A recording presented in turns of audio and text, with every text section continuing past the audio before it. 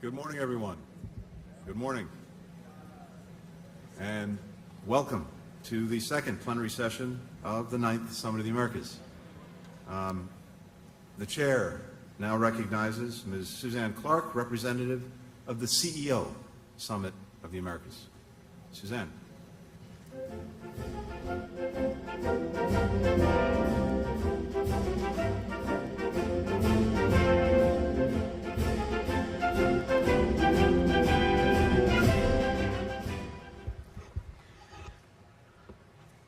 Good morning, Your Excellencies, ladies and gentlemen. Thank you, Mr. Secretary, Mr. Chairman, several titles this morning. Thank you. I want to start by thanking the State Department and the Secretary for an incredible partnership and participation in the CEO Summit. I had the honor of walking with the Secretary around Innovation Alley yesterday, which was a great exhibit at the CEO Summit about some of America's exciting and innovative companies and what they want to do to help grow the whole hemisphere. We were also deeply appreciative of President Biden and Vice President Harris for each coming to address the hundreds of CEOs and C-suite executives in attendance and the thousands more who joined online. We are looking forward to a partnership with the administration on regional priorities over the next 2 years and beyond. And finally, I want to thank all of the heads of state and delegations, government leaders from across the Americas for your participation. I'm proud to join you today on behalf of the private sector. The U.S. Chamber of Commerce is the world's largest business organization, and we represent businesses of every size, every sector, every industry, in virtually every corner of the globe. We advocate for our members and partner with governments to tackle challenges and strengthen growth and opportunity, and we do it every single day. And through our global network of American Chambers of Commerce, including 33 great AmChams in this region and bilateral business councils, we strengthen ties between all of our countries. So it's not only been an honor for the U.S. Chamber to host the CEO Summit, it's been a really important opportunity for us to bring our members and businesses and networks to the table. Over the past 2 days, the CEO Summit has provided a platform for productive and insightful discussions featuring many of you, many of the leaders in this room, and CEOs and executives from some of the world's most exciting companies. And maybe most importantly, for small and medium-sized enterprises that are the primary generators of growth across our hemisphere. Every day, these companies, large and small, not only produce all of the goods and services we depend on, but they solve problems, they serve people, and they strengthen society. The business community stands in partnership with you in addressing the challenges before all of us. We focused on several of those challenges during the CEO Summit, each an opportunity for the public and private sectors to work together and drive action. I'll just say a quick few words about each. And if they sound familiar, they should, because we intentionally aligned the CEO Summit agenda with your priorities. The first is promoting a strong rule of law throughout the region. This is essential to making progress on any of the priorities for a really simple reason. Where robust institutions thrive, businesses and workers thrive. The private sector will support and build on important initiatives like the Alliance for Development and Democracy. We applaud the governments of Panama, the Dominican Republic, and Costa Rica for working collaboratively to strengthen democratic institutions and enhance transparency and predictability for companies. We will help demonstrate how their efforts will lead to new investment and more resilient supply chains. As the State Department announced earlier this week, the U.S. Chamber will undertake an assessment of hemispheric supply chains by surveying CEOs and chief logistics officers. We hope to help identify companies' priorities, analyze trade flows, and assess opportunities across our whole region. We look forward to launching this survey at an event bringing together businesses and leaders from the Alliance for Development and Democracy. Next is boosting trade. Trade doesn't just bring prosperity, it strengthens the ties of partnership and stability. Businesses import and export, make investments, and build supply chains. But we need our partners in government to help set the conditions for success. We will also continue to ensure that small and medium-sized businesses reap the benefit of greater economic engagement. This week, the U.S. Chamber and our member companies were proud to host a virtual SME Trading Academy. More than 3,000 small businesses from 20 different countries participated. We want to build on that success, work with our member companies and other partners to expand it so we can talk to more and more small and medium-sized companies in your countries. Third, the CEO Summit focused on building resilient health systems throughout the region. The U.S. government's newly announced America's Rise initiative is an important step forward. Our member companies have been pushing for that initiative. We want to formalize a regional public partnership and dialogue on the really important conversation on healthcare. The private sector has committed to bolstering that work.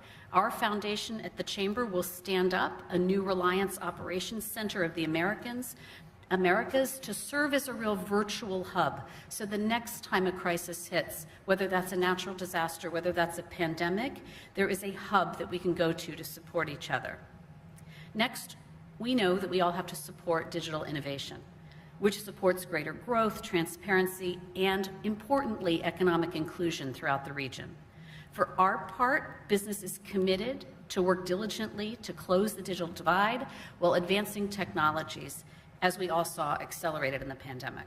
And we will work with your governments to establish consistent regulatory frameworks that will help expand connectivity and foster digital transformation. Finally, as we all know, we must work together to address the energy crisis that's confronting our region. We need to accelerate the production needed to drive down energy costs while continuing private sector-led innovation and investment needed for the energy transition. We can and we must do both to help families, businesses, to help strengthen our energy security in a volatile geopolitical environment, and to significantly reduce greenhouse gas emissions. Ladies and gentlemen, all of us share a common destiny. In a lot of ways, we rise and fall together as a region. We know that we can't solve every problem here this week, but the business community joins you with a commitment to drive progress, a commitment to the hard work, and a commitment to sustained action. This summit might be a moment in time, but it can set the course for action for months and years to come. And though we have spent a lot of time at this summit talking about the challenges, let's not forget about the opportunities. We have an opportunity to come back from the pandemic stronger than ever. Our hemisphere can be a leading exporter of energy, a premier destination for travel and tourism, and a model for human rights, the rule of law, and the prosperity that flows from each. We can do this. We can do it together. The U.S. Chamber of Commerce stands ready to work with each of you to do just that. Thank you very much. Thank you, Suzanne. The chair now recognizes the Honorable Gaston Brown, Prime Minister of Antigua and Barbuda.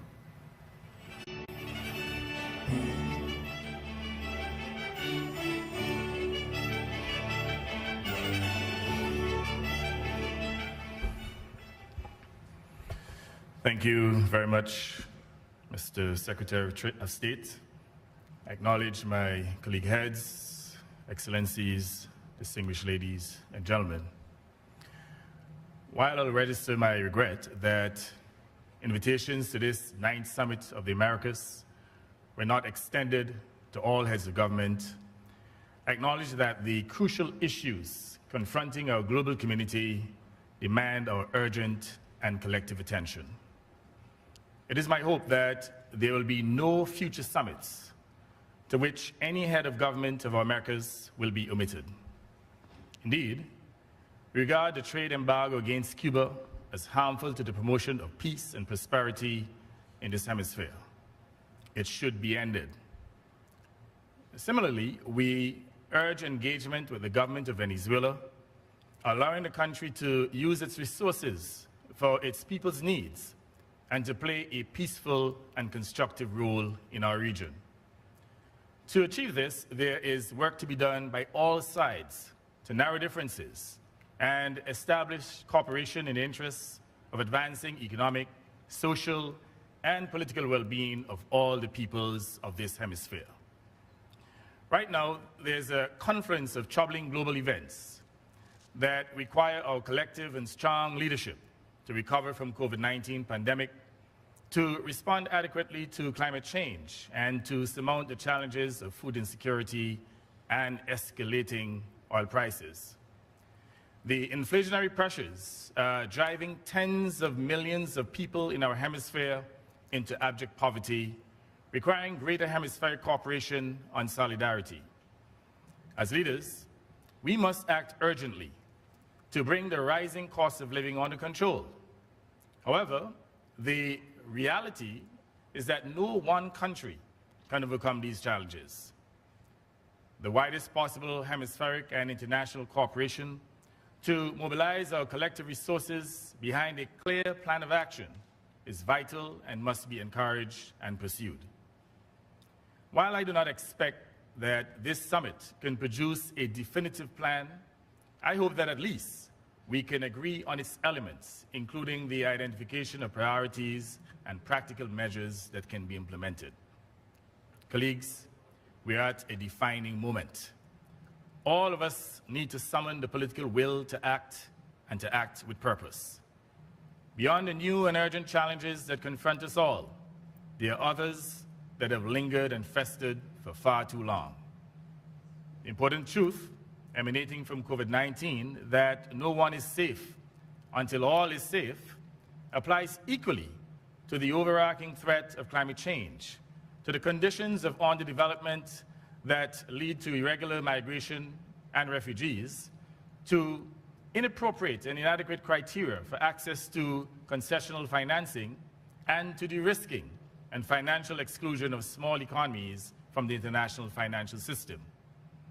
I draw special attention to the fact that for decades, the effects of climate change have repeatedly caused loss and damage to small states without any compensation. Our countries have suffered and continue to suffer, even though we are the least contributors to the cause of climate change. This is one of the greatest injustices that exist today, and it requires the attention of the United States and others. If we learn nothing else from the COVID-19 pandemic, it should be that we cannot legislate against cross-border effects of global issues, nor can we build walls to exclude them, or establish border patrols to turn them back. Lip service, neglect, and national interests may serve the wealthier countries among us for some time, but eventually, deteriorating conditions in the neighborhood will engulf us all unless we act, and we act now. What is urgently required is genuine international cooperation to remedy these ills, which have persisted relentlessly, forcing many small states to cope by borrowing on commercial terms. This borrowing to repeatedly repair infrastructure damaged by the impact of climate, and more recently, to finance extraordinary expenditure incurred in response to the COVID-19 pandemic, has enlarged our debt burden, leaving little fiscal space to build resilience and to construct the necessary physical infrastructure. In this connection, my government welcomes President Biden's announcement of a new Americas partnership for economic prosperity. My government is particularly pleased that President Biden's Americas partnership aims to mobilize new financing and to revitalize multilateral development banks, revamping their lending policies to better meet the specific needs of the majority of our nations.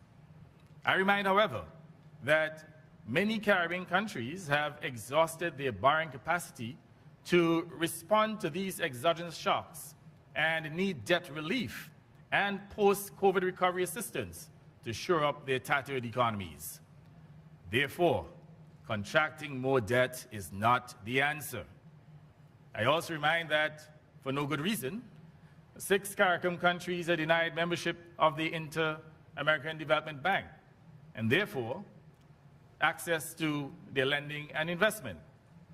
My government encourages President Biden to include in this new partnership the U.S. joining other developmental partners as a member of the Caribbean Development Bank, which services all CARICOM countries and is indispensable to our needs.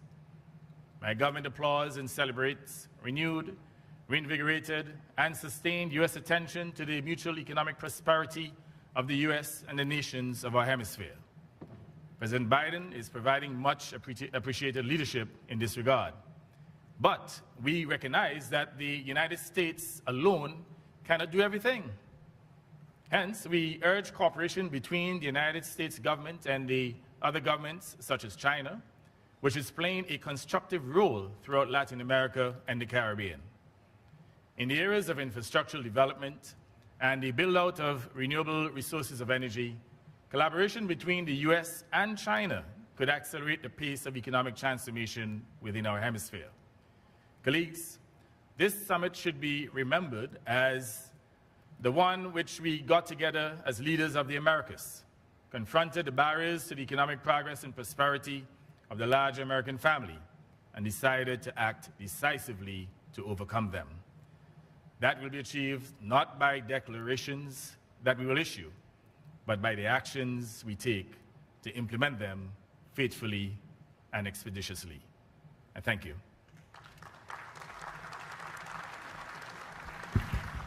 Thank you very much, Prime Minister. The Chair now recognizes the Honorable Philip Davis, Prime Minister of the Commonwealth of the Bahamas and Minister of Finance.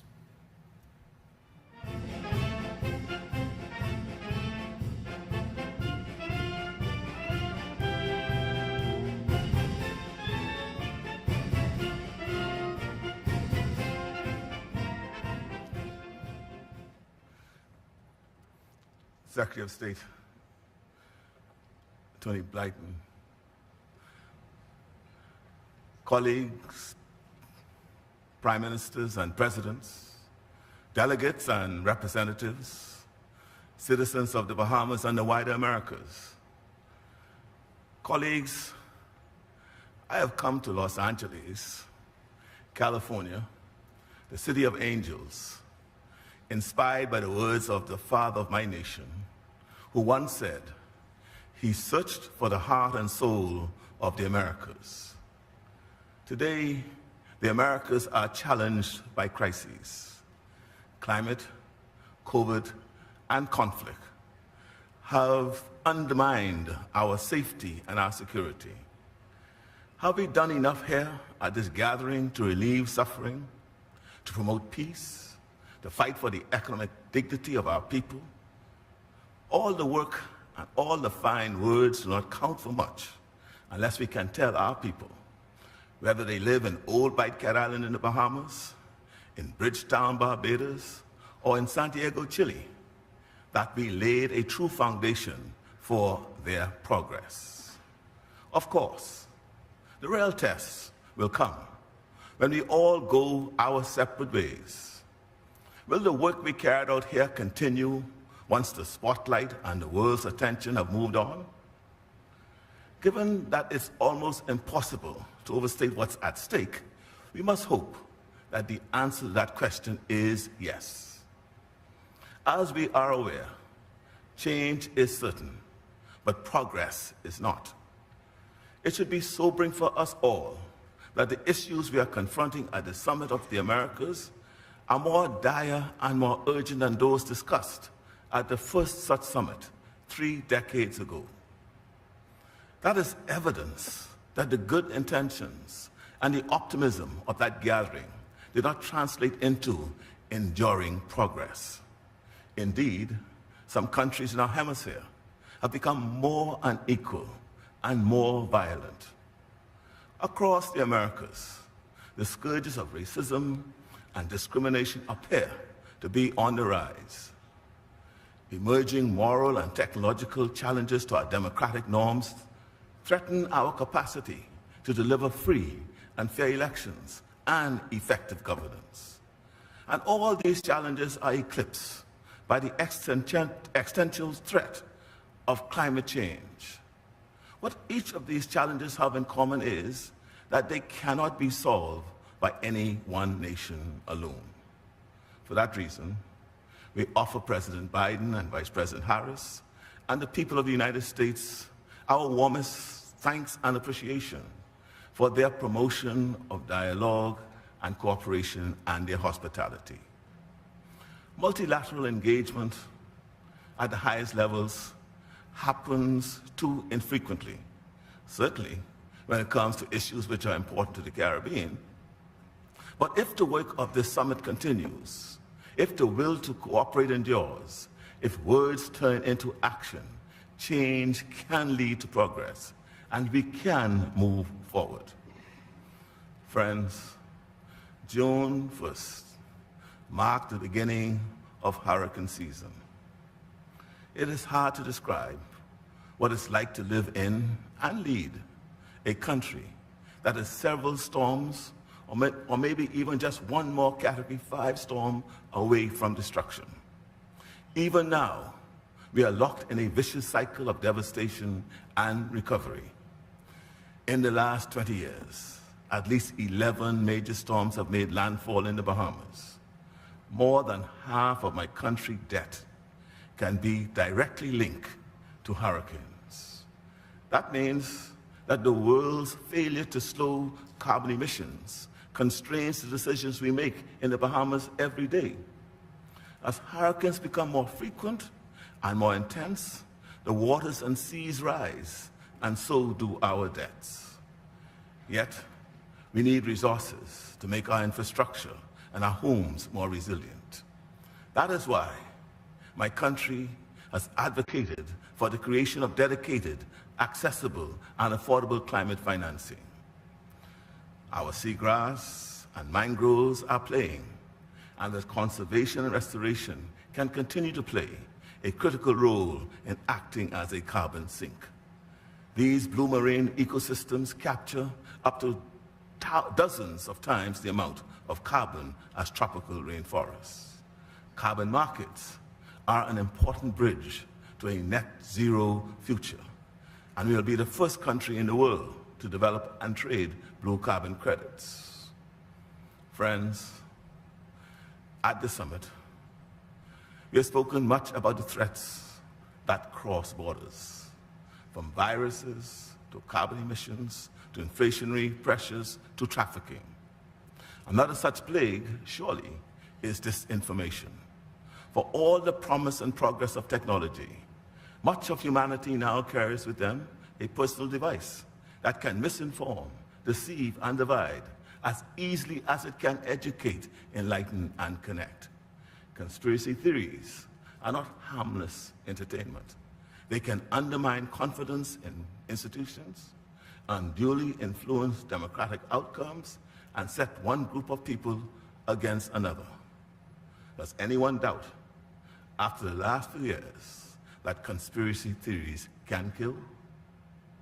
Here again is a challenge no one country can solve alone. And those of us who cherish democratic freedoms of expression have a particular responsibility to cooperate in fighting for truth and transparency. Friends, COVID has ravaged our economies. Too many countries in the hemisphere have been neglected. We are grateful for the millions of doses of vaccines, but we must be mindful that the migration of healthcare professionals from the Caribbean to developed countries has been devastating for our healthcare systems. The Caribbean has lost healthcare professionals to the United States and Canada amid the worst pandemic of our life, making it harder to care for our own people. I joined Prime Minister Belize in gratitude to the Cubans who came to our rescue in providing much-needed personnel. Friends, the dialogue and agreements which will emerge from this gathering are necessary precursors to much-needed action. Major conflicts around the world are made worse by the erosion of democracy in many corners. How we engage with countries where democratic values are declining is a major challenge of our times. It is easy to talk with those whom we agree, but we must also be able to talk to those with whom we don't agree. In fact, sometimes those are the conversations that are most urgently needed. All the countries in our hemisphere face overlapping developmental, security, and democratic challenges. Collaboration and collective action can only be of mutual benefit. The absence of the Republic of Cuba has made these deliberations less complete. We strongly affirm the need to always lead with consultation and diplomatic engagement, which is why we support efforts to breathe new life into the Inter-American Democratic Charter. The embargo against our Cuban neighbors, the longest such embargo in modern history, directly contributes to a rise in irregular migration, which heavily impacts my country. The easing of restrictions in 2016 led to a dramatic fall in irregular migration, a very welcome development for the Bahamas. We deeply regret its rescission and the corresponding rise in irregular migration which accompanied it. We also believe that more can be done to provide support for our brothers and sisters in Haiti. But that said, we also believe that this engagement must be led by the government and people of Haiti. For too long, the approach in the region has been about us, without us. We must commit to new tools and more focused engagement. Over the long term, we must also be mindful of the unintended consequences of isolation and separation. When we push away those with whom we disagree, they often take comfort in one another and deepen their alliances in the face of our hostility. A former American national security advisor described this as an alliance of the aggrieved. And such alliances can challenge our peace and security and disrupt other relationships. Friends, apart from the irregular movement of people, which I mentioned a few moments ago, the Bahamas is also being hard hit by the illegal transshipment of guns. We do not manufacture guns. Not a single gun is made in the Bahamas. We have witnessed an explosion in gun-related crimes that far too often end up in injury or murder. I strongly urge those states in the region which manufacture guns to continue to work closely with us to contain them within their own borders and do what you can to prevent such harmful proliferation. Surely, the right to bear arms cannot be interpreted as the right to traffic arms. Friends, in conclusion, we need to keep talking. We all need to keep talking. And we also need to keep doing, upholding our commitments and taking the action necessary for our collective survival. Often, it is when the talking stops that the fighting starts. And it's only when the talking starts that the fighting stops. If the institutions within our inter-American system are no longer fit for purpose, then let's rethink or recalibrate to whatever degree necessary in order that they may fulfill their potential. The Bahamas believes that the OAS in particular requires both a structural and cultural adjustment.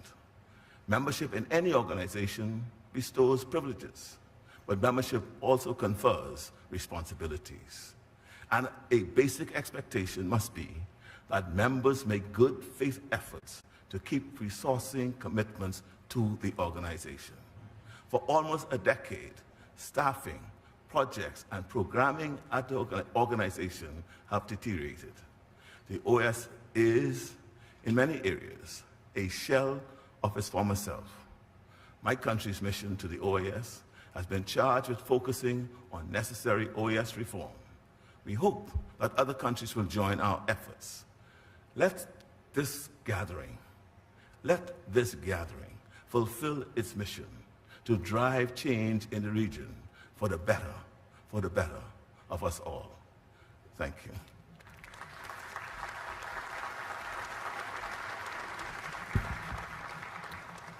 Thank you very much, Prime Minister. The chair now recognizes the Honorable Mia Mottley, Prime Minister of Barbados.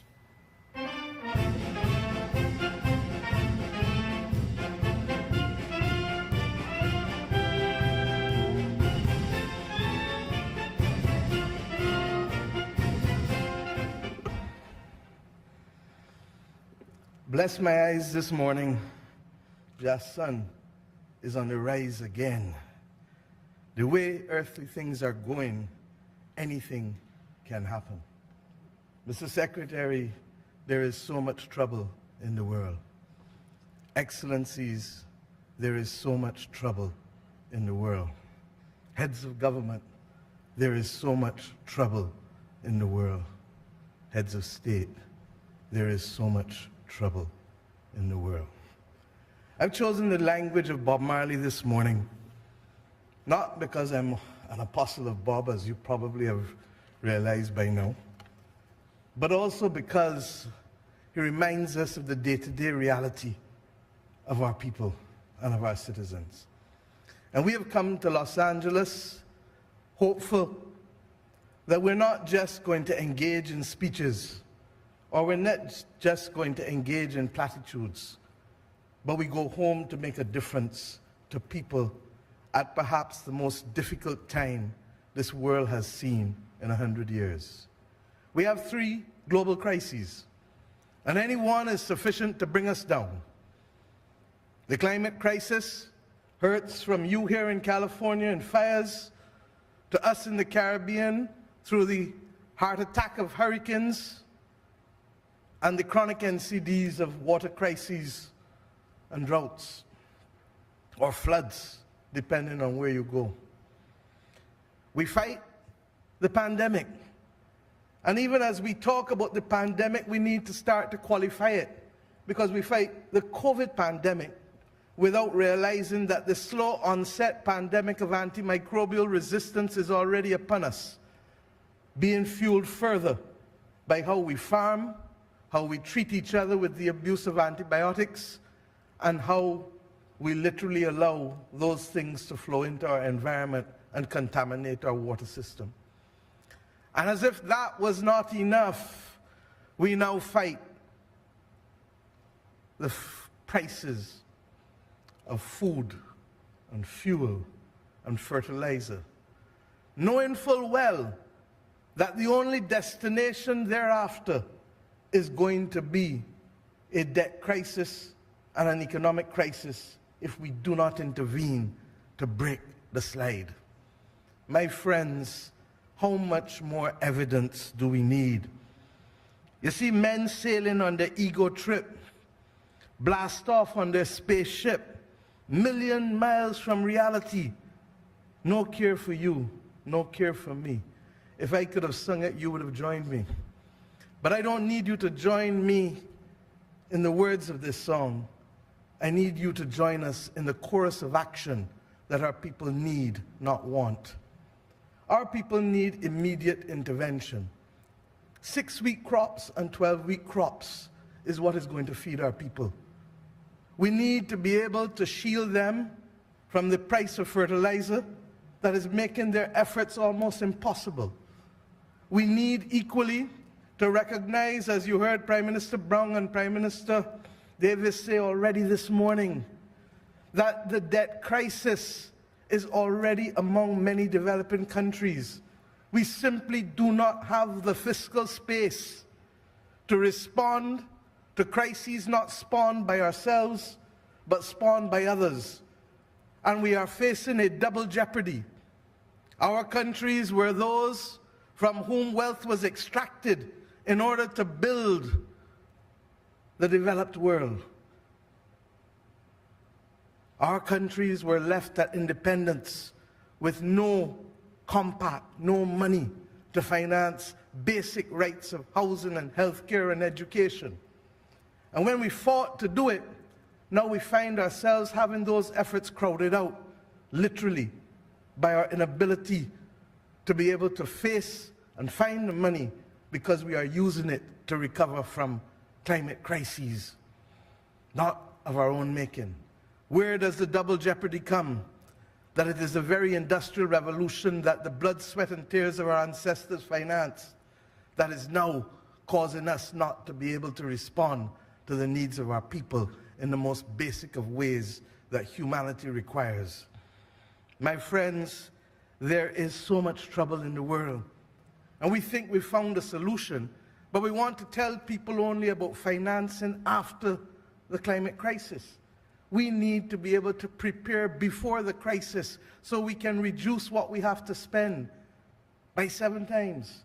We need to recognize that adaptation has no private sector follower because there's no return on investment in adapting to the climate realities. That is the function of the state.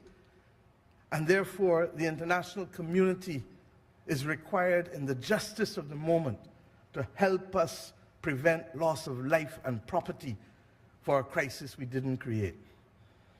We need to reform the international financial institutions architecture.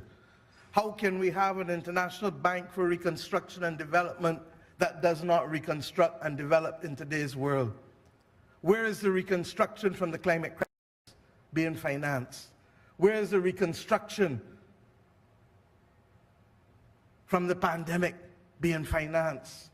The post-pandemic recovery?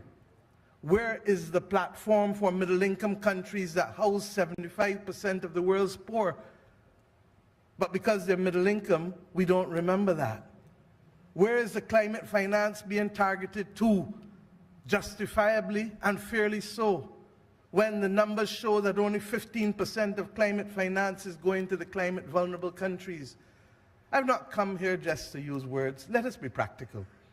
We have a duty to solve a few problems. And I think that the format of this meeting needs to change if we are to be able to see real progress and not simply to be part of the problem. We need to talk with each other and not talk at each other as we are doing in set piece speeches. We need to engage and see how we can make a difference in a real way. We have migrants coming not because they choose to come, but because it is their last option. They don't choose to leave who they love and where they love willingly. And when they come, we now know that we don't need to treat them poorly, because this year has shown that there's a dignified way to treat migrants. We've seen that in Europe. We need to see it in the Americas. And I don't place that burden on the United States of America alone. I place it on all of us, including my own country, because we cannot be part of the solution by simply talking from outside and not literally putting our shoulders to the plow. The International Organization of Migrants needs our support. And we need to make sure that as we reform the Organization of American States, that instead of it seeking to become a political player, it needs to become a player that simply brings opportunity to our people in the Americas, from Alaska to Chile. And how does that come? If we did nothing else in the next decade in the OAS, but to allow our people to become bilingual and trilingual, people under 18 and adults, then we would change the economic possibilities of this hemisphere in ways that we can't even contemplate. We need to ensure that if we fight this climate crisis in justice, then we fight it not just as small island developing states and developing countries calling for fairness for our nations, but we provide that fairness to our people. And how do I mean? We have taken a decision in Barbados that there can be no award of any contracts for renewable energy without taking into account the bounty that must go to our people. And therefore, accordingly, this year I announced that every rooftop that is owned by anyone in Barbados will have the right to have placed on it, as of right, not a choice, not a right to apply, as of right, photovoltaic systems from 2.5 kilowatts to 5 to 10 to 20. Why? Because we don't own individually the wind, the sea, and the sun. It is the patrimony of the nation. And if we are to move our people out of poverty, then we must use the bounty that is afforded to us through renewable energy, good jobs, but also good investment to allow our people to benefit. And we ask you to recognize that we must not only engage in platitudinous comments about what we can achieve with net zero. Net zero does not mean fossil fuel free. It means still that there will be 20% energy coming from fossil fuels. We know natural gas is that clean fuel. But as we do it, let us recognize that it is not possible to exclude those developing countries who have now the opportunity to finance their way to net zero simply because we want to keep the world in the construct of the old imperial order in which it is found. Whether it is the reform of the international financial institutions or whether it is moving ourselves into a new reality, we cannot continue to cement the inequalities of an old imperial order. And that is why I've come also to thank President Biden and Vice President Harris. For too long, there has been benign neglect. And the Partnership for the Americas, as well as the Climate Partnership Pact 2030, offers us a real possibility of hope. But it is up to each of us to keep and hold each other accountable. We are happy that coming out of yesterday, we made progress that we didn't see the day before. And we hope that tomorrow we will build on the subcommittees that will make a real difference on energy security, food security, and finance access that will mean that we can look our people in the face and say we have done right by you. We cannot achieve it overnight, but we are moving in the right direction. And we must also address the reality of exclusion. Not only exclusion of individuals in our society through racism and class prejudice, but exclusion of countries from the ability to participate in the financial system by having us de-risked, by having correspondent banks. Belize, 83% of its banks have been de-risked. How do the people of Belize do trade with the rest of the world, with the United States of America, if their people can't bank, can't send remittances, if we are told that our institutions are too small to matter, and therefore it is better not to do business with us? Are we to become financial pariahs in a world at the same time that we seek to bring equity? There is so much trouble in this world. If we think we've found a solution, it must not, in the words of Bob, be another illusion. We ask you to also recognize that let us use our cooperative efforts to build joint platforms for procurement so that we can reduce the price of critical goods, from vaccines to water pipes to all other kinds of things that are impairing our ability to deliver proper services to our people. Africa did it with the African Medical Supplies Platform. Why can't we have an American supplies platform that treats to the most critical supplies? And why? In the Caribbean, we make an order and they say, what? That's too small for us. We announced a tax holiday for electric vehicles. We cannot get the supply of electric vehicles. Will Brazil help us? Will India help us? Will the United States or will Canada help us? We can't get access to batteries in order to help us become net zero by 2030. But yet we want to come on these platforms and talk about it. These are the real problems that I hope Pact 2030 will allow us to solve.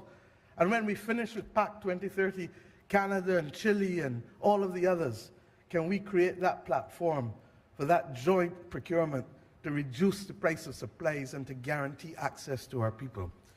My friends, I've spoken too long, but I cannot leave this platform without saying that we have to speak some home truths to each other. It's wrong that Cuba and Venezuela, Nicaragua are not here because, as you heard from Bahamas, that we need to speak with those with whom we disagree. And we don't only need to narrowcast. That's the part of the problem of the world. There's too much narrowcasting instead of broadcasting. There's too much talking at instead of talking with. But secondly, those countries must equally recognize that you cannot want to fully participate if you're not prepared equally to engage and to see progress. And the simple priority must be people, not ideology.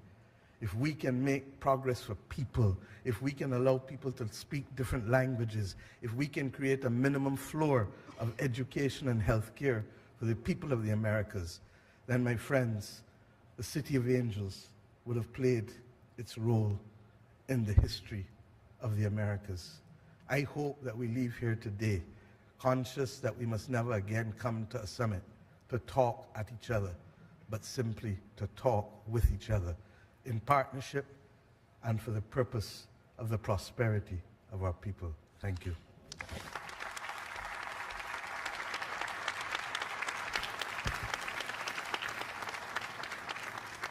Thank you very, very much, Prime Minister. In the words of Bob, no woman, no cry. Don't shed no tears. Let's act. We can sing a redemption song together. Thank you.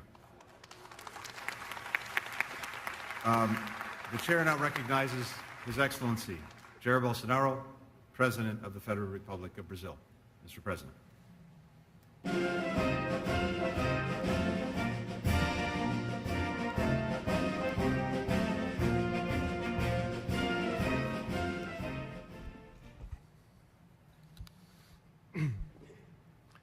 Senhor Antônio Blinken, secretário Mr. de Anthony Estado, Blinken, Secretary of State, senhores chefes de Estado e de Governo, Chiefs of State and senhor Luiz Government, Almagro, secretário-geral Mr. Luiz da Almagro, Organização dos Estados Secretary Americanos, General of the Organization of prezado American deputado States, Arthur Lira, presidente da Câmara dos Deputados do Brasil Arthur Lira, the Speaker of e the ministros House que in me Brazil, acompanham, and ministers senhoras with e me. senhores. Ladies and gentlemen, Agradeço o convite I thank you dos Estados for Unidos your para invitation participar from the United dessa States reunião to de líderes participate in democráticos this meeting das Américas. of democratic leaders in the Americas. A Cúpula das Américas é a oportunidade para tratarmos os desafios da pós-pandemia, do desenvolvimento sustentável, da transição energética, da transformação digital, da imigração, bem como da democracia e dos direitos humanos. Estamos atentos aos problemas econômicos que afetam o mundo, como a inflação e o desemprego, e principalmente ao bem mais precioso para o ser humano, a sua liberdade, aí incluídos a liberdade de expressão, de trabalho e de culto religioso. O Brasil se engajou fortemente no processo negociador das declarações a serem discutidas e aprovadas nessa cúpula. Vamos trabalhar juntos para que essas propostas conduzam a novas agendas de cooperação para o crescimento econômico nas Américas. O Brasil alimenta 1 bilhão de pessoas. Garantimos a segurança alimentar de 1/6 da população mundial. Uma realidade, sem o nosso agronegócio, parte do mundo passaria fome. O Brasil não apenas evitou uma crise alimentar ao garantir acesso a fertilizantes, mas também desempenhou um papel de liderança na busca de soluções internacionais em favor da segurança alimentar. Somos um dos países que mais preservam o meio ambiente e suas florestas. Temos a matriz energética mais limpa e diversificada do mundo. Mesmo preservando 66% de nossa vegetação nativa e usando apenas 27% do nosso território para a pecuária e agricultura, somos uma potência agrícola sustentável. Não necessitamos da região amazônica para expandir nosso agronegócio. Somente no bioma amazônico, 84% da floresta está intacta, abrigando a maior biodiversidade do planeta. Os nossos desafios são proporcionais ao nosso tamanho. Lembro que a área da região amazônica equivale a toda a Europa Ocidental. Nenhum país do mundo possui uma legislação ambiental tão completa e restritiva. Nosso Código Florestal deve servir de exemplo para outros países. Afinal, somos responsáveis pela emissão de menos de 3% de carbono do planeta, mesmo sendo a 10ª economia do mundo.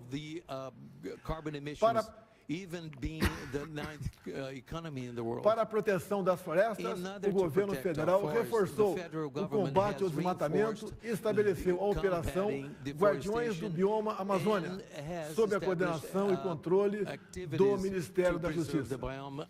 Com o lançamento do programa Metano Zero, fomos o primeiro país a implementar compromissos assumidos durante a COP26, com financiamento específico para estruturar projetos de tratamento de resíduos orgânicos de aves, suínos, laticínios, cana-de-açúcar e de aterros sanitários. a fim de reduzir 30% das emissões totais de metano no Brasil. Somos pioneiros na transição energética, tendo iniciado a descarbonização há quase meio século, com biocombustíveis e outras fontes. Em 2021, batemos recordes de instalação de energia eólica, 21 gigawatts, e solar, 14 gigawatts. Hoje, 85% da energia gerada no Brasil vem de fontes renováveis. Temos o potencial de produção excedente de energia eólica no mar, na ordem de 700 gigawatts, equivalente a 4 vezes a nossa atual capacidade instalada, ou 50 Itaipus. As eólicas na costa do nosso Nordeste poderão produzir hidrogênio e amônia verde para exportação. Nesse momento em que países desenvolvidos recorrem a combustíveis fósseis, o Brasil assume papel fundamental como fornecedor de energia totalmente limpa, rumo a uma nova economia neutra em emissões. Atualmente, vemos no Brasil, em parte do mundo, um ataque claro às liberdades individuais, por opinar de forma diferente. Deixo aqui uma mensagem de compromisso do Brasil com a integração das Américas, como continente próspero e democrático. Ao longo do meu mandato, o Brasil manteve-se presente nos fóruns hemisféricos e regionais, trabalhando pela democracia, pela liberdade e pela prosperidade econômica e social.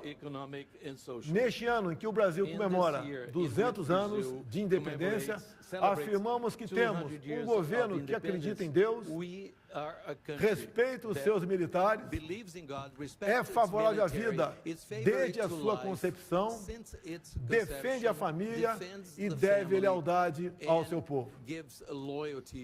No Brasil, já se entende que a liberdade é um bem maior que a própria vida, pois um homem ou mulher sem liberdade não tem vida.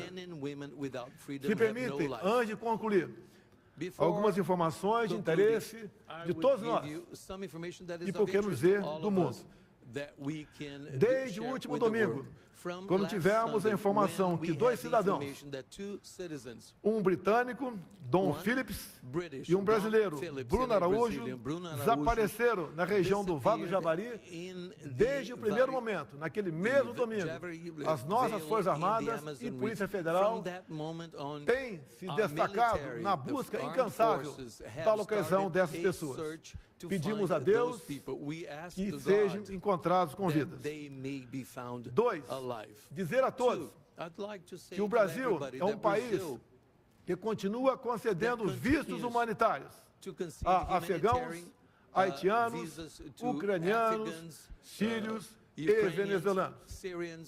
Falar um pouco do potencial nosso, das Américas. Prezado Marito, o nosso lago de Itaipu brevemente estará apto à piscicultura, onde, somente pelo lado brasileiro, nós ampliaremos a nossa oferta de mercado em torno de 40%. Assim tem tratado com Vossa Excelência o nosso secretário da Pesca, Jorge Seis. Dizer ao presidente argentino, prezado Fernandes, continua em frente o nosso acordo de gás de vaca morta. Pode ter certeza, será bom para os nossos 2 países. E nós não deixaremos de continuar importando gás da Bolívia.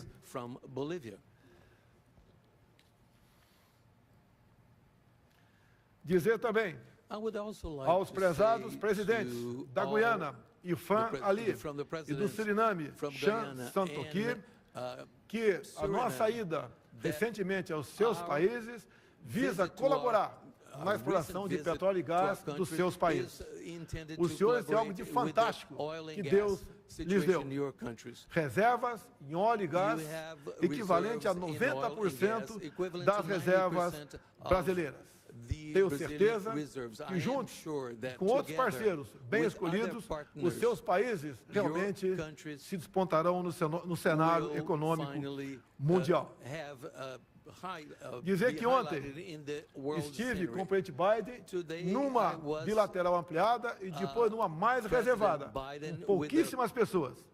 Ficamos por 30 minutos sentados, uma distância inferior de 1 metro e sem máscara, sentindo o presidente Biden muita sinceridade e muita vontade em resolver certos problemas que fogem, obviamente, de total responsabilidade de cada um de nós. Mas, juntos, poderemos buscar alternativas para pôr um fim nesses conflitos. E eu acredito que todos trabalhando dessa maneira atingiremos os nossos objetivos, em especial o governo americano. A experiência de ontem, com o presidente Biden, foi simplesmente fantástica. Estou realmente maravilhado e acreditando em suas palavras e naquilo que foi tratado reservadamente entre nós. A todos, muito obrigado e que Deus abençoe os nossos países.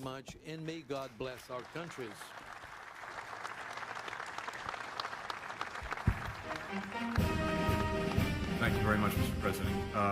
The chair now yields to the Secretary of Health and Human Services, Javier Becerra of the United States, to preside as chair. Javier.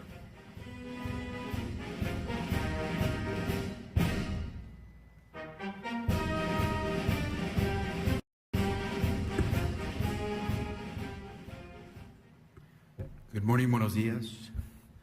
It is an honor to be with you. Un honor estar con ustedes este día. Let us continue forward. The chair recognizes now the Right Honorable Justin Trudeau, Prime Minister of Canada.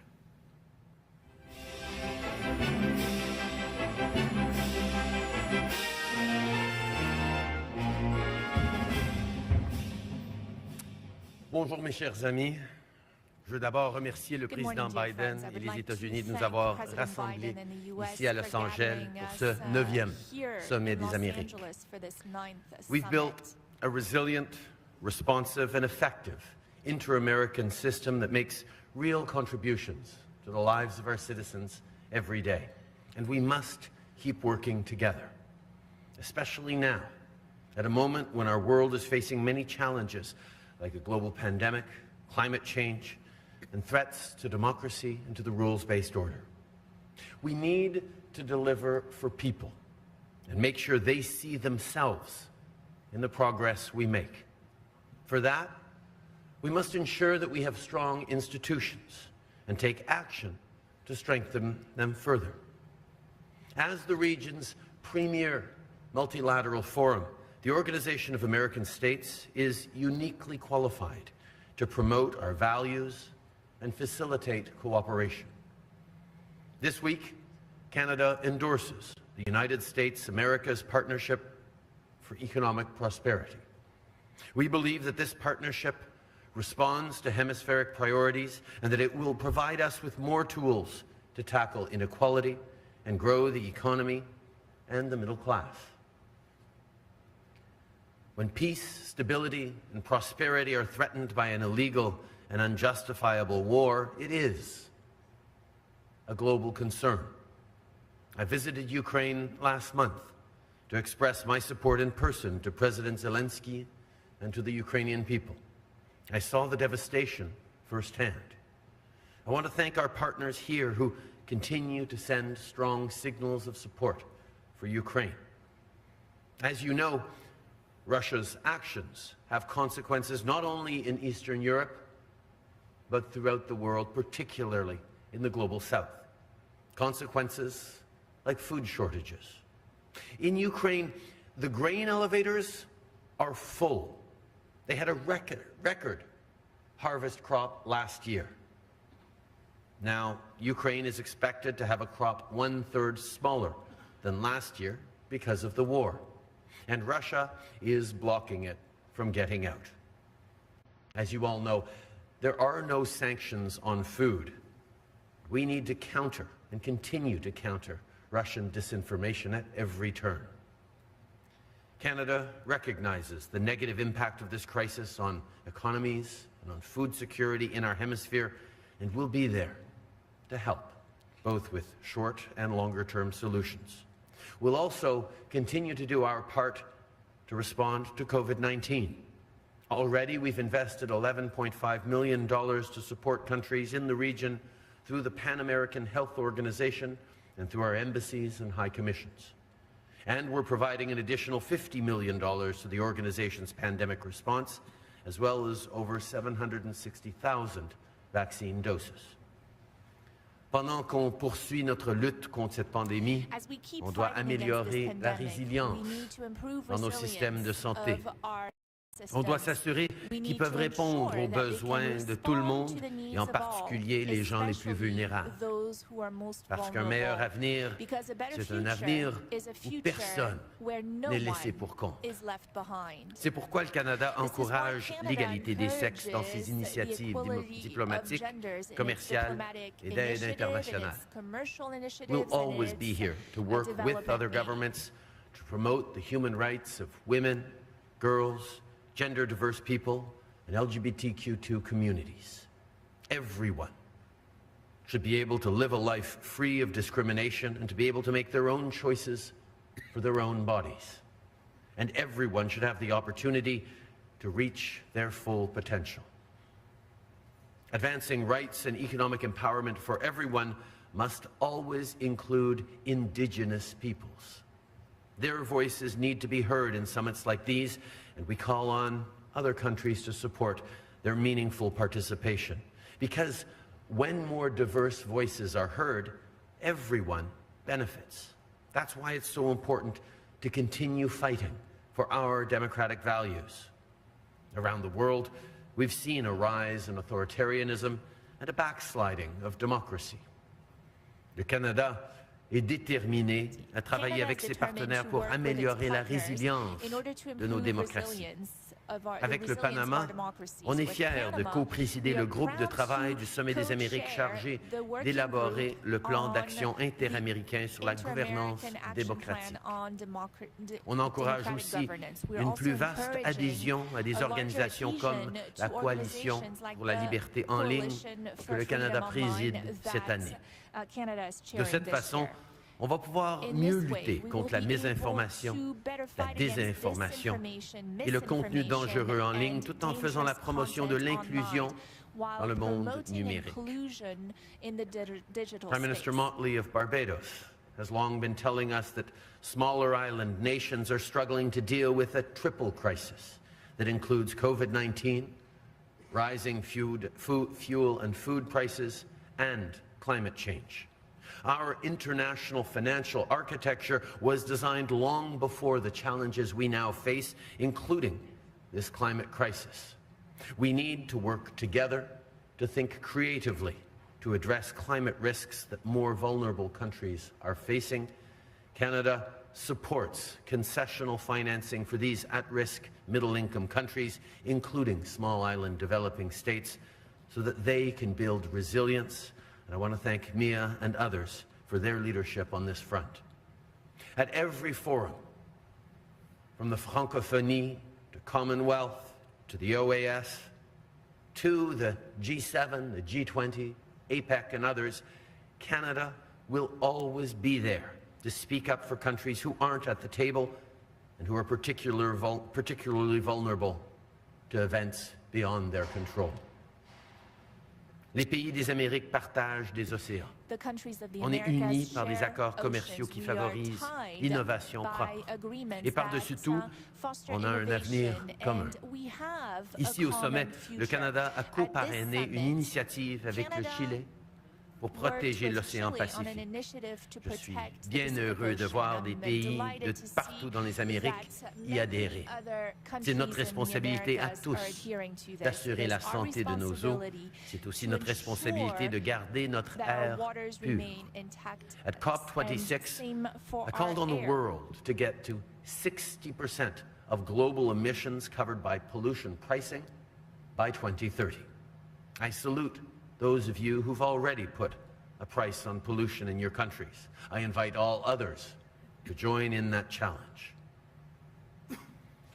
Whether it's fighting climate change, strengthening our economies, keeping people safe, or addressing the impacts and root causes of irregular migration, building a better future requires efforts. And this wouldn't be possible without strong inter-American institutions and democracies.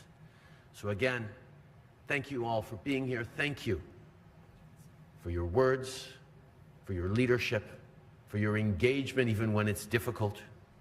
And I very much look forward to continuing to work with all of you. Merci, mes amis. Thank you, dear friends.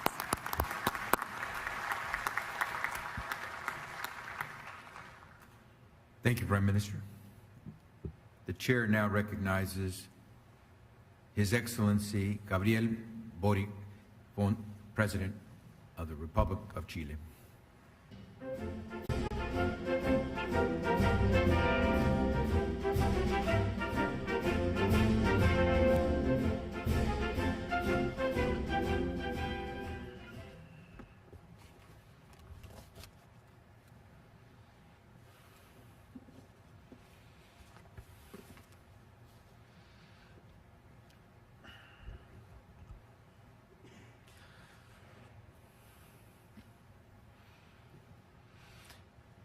Vengo de Chile, I come from Chile, específicamente desde la Patagonia, from Patagonia, desde el sur de nuestro continente the southern part of our donde este continent. se inicia.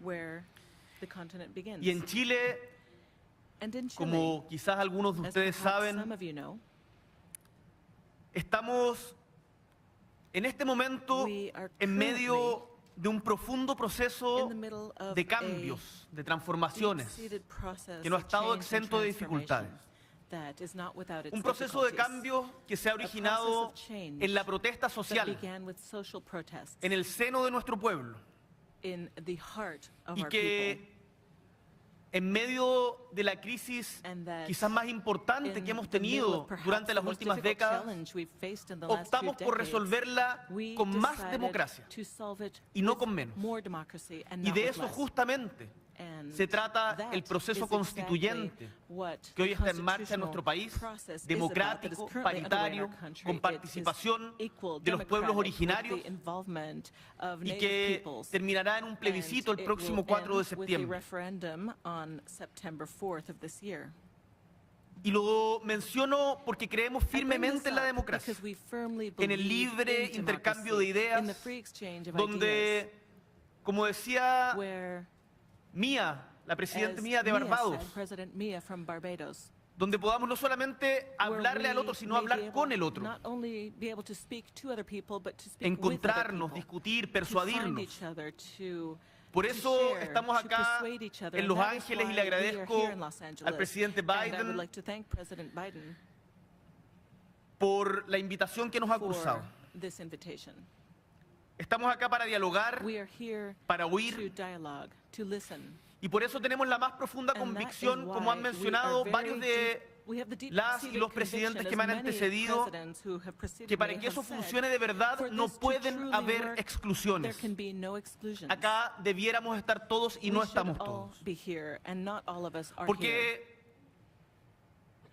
no me gusta And I don't la like this. I exclusión don't like de Cuba, the Venezuela exclusion y of Cuba, Nicaragua. Venezuela, and ¿Y saben por Nicaragua. qué? And you know why? Porque sería distinto Because it would be different. sostener en To- un foro como este, In a con forum todos los like países this one, presentes, with incluso every country aquellos present, que decidieron restarse por esta even exclusión, those who decided to la urgente not come because necesidad of this de la liberación exclusion. de los presos There's an políticos de urgent Nicaragua, need to free the o political también prisoners in Nicaragua. la importancia And moral there is y a moral práctica and de terminar practical de una vez por importance todas of putting con an el end injusto to the e inaceptable bloqueo unjust and de Estados unacceptable Unidos al pueblo de Cuba. embargo of Cuba by the United States for Esas once cosas and es for all. importante que cuando estemos It's en desacuerdo, important como that when we ustedes bien lo han disagree, dicho, nos as los you podamos have decir a la all cara. said, we La need to be able exclusión to speak solo to each fomenta other face el to aislamiento face. This y no only da promotes resultados como históricamente isolation, hemos and aprendido. it does not deliver, as we have learned from history. Porque para nuestro país, queremos decirlo de For manera our muy country, clara, we want to say this very los derechos clearly. humanos, Human el rights, respeto irrestricto a los the derechos humanos, unrestricted es un mínimo civilizatorio respect for que human promoveremos rights is a siempre, basic concept of independiente civilization that we will always del promote, color político del regardless gobierno of the que los vulnere. political stripe of Y eso, the por country cierto, tenemos que partir por casa, nos incluye a nosotros mismos. Por eso también nos entendemos como un gobierno feminista que defiende los derechos humanos de mujeres, niñas y disidencias en todo lugar. Y en este ámbito, desgraciadamente, creemos que nuestros acuerdos son aún insuficientes y debemos avanzar más rápido, mucho más rápido. No es tolerable, estimados colegas, estimadas colegas, que en nuestro continente haya lugares en donde se siga negando su diversidad y su historia. Por eso aprovechamos esta instancia, este podio, para invitar a los poquitos países que aún no se han hecho parte de la Convención Belén do Pará para prevenir, erradicar y sancionar toda violencia contra las mujeres, a que se unan a este esfuerzo, para que la mitad de nuestro continente, las mujeres de nuestras patrias, puedan vivir en un ambiente libre de violencia. Tomemos acciones concretas, estimados y estimadas. Nos urge. Tenemos que avanzar en la plena inclusión política de las mujeres, es decir, la paridad, la autonomía respecto de sus cuerpos y, como he señalado anteriormente, una vida libre de violencia. Es con esta convicción, con este sentido de urgencia, que también en este espacio hemos, en conjunto con otros países, adquirido iniciativas para proteger los océanos, una coalición de América por la protección de los océanos, como mencionaba el primer ministro de Canadá, Justin Trudeau, que en esta propia cumbre nace de la adhesión de Canadá, Panamá, Estados Unidos, México, Perú, Costa Rica, Colombia, Ecuador y Chile. La protección de nuestros océanos es un acto de supervivencia y, por lo tanto, debemos tomárnoslo tremendamente en serio. Los países que aún no somos desarrollados, no podemos esperar a los países desarrollados, a China, a India, a Estados Unidos, a Europa, a que se suban más decididamente al carro de la carbono neutralidad y del respeto y protección del medio ambiente en todo el mundo. Tenemos que dar el ejemplo y eso estamos haciendo justamente con esta coalición por la protección de los océanos. Porque tenemos claro, tal como ha señalado el presidente de Antigua y Barbuda, que si no cambiamos nuestra ruta, nuestra propia existencia como humanidad está amenazada. Y tenemos que hacerlo juntos, no podemos hacerlo por separado. Acá, esto es algo que muchos de ustedes seguramente han repetido. O nos salvamos juntos, en colaboración, en cooperación, o nos vamos a hundir por separado.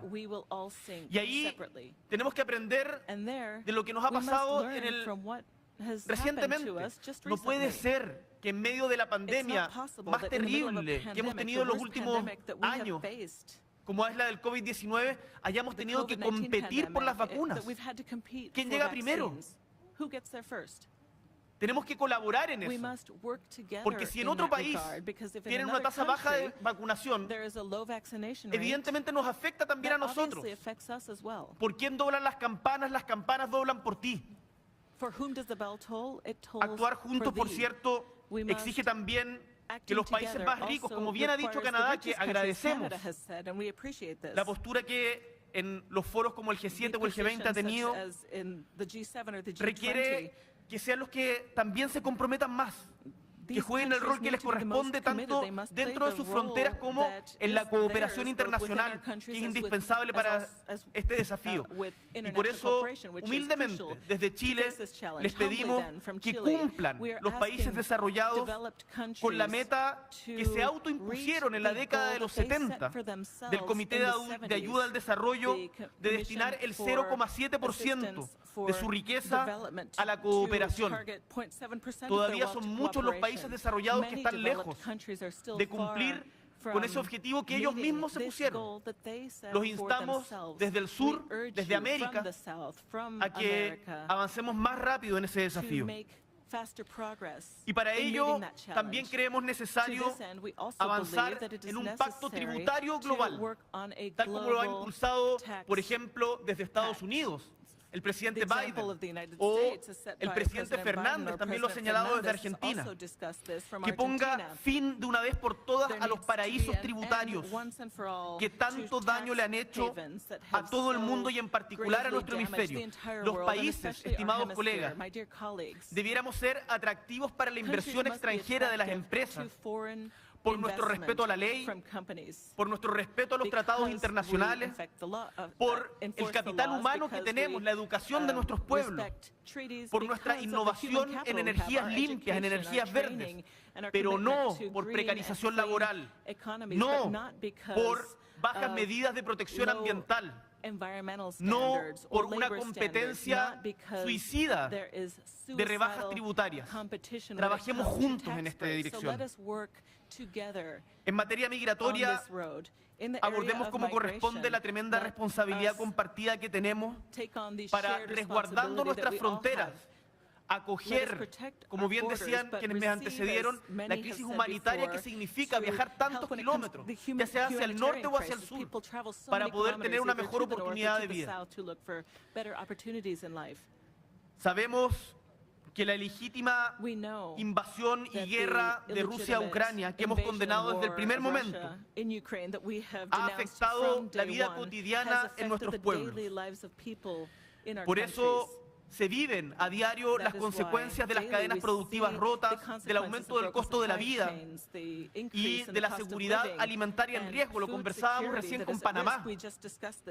Por eso le tomo la palabra al presidente Biden en la buena y productiva reunión que tuvimos el día de ayer para convocar desde ya a un grupo de trabajo que establezca soluciones y acciones concretas que ayuden a los pueblos de Américas a enfrentar el alza del costo de la vida, que sabemos además desestabiliza nuestras propias democracias.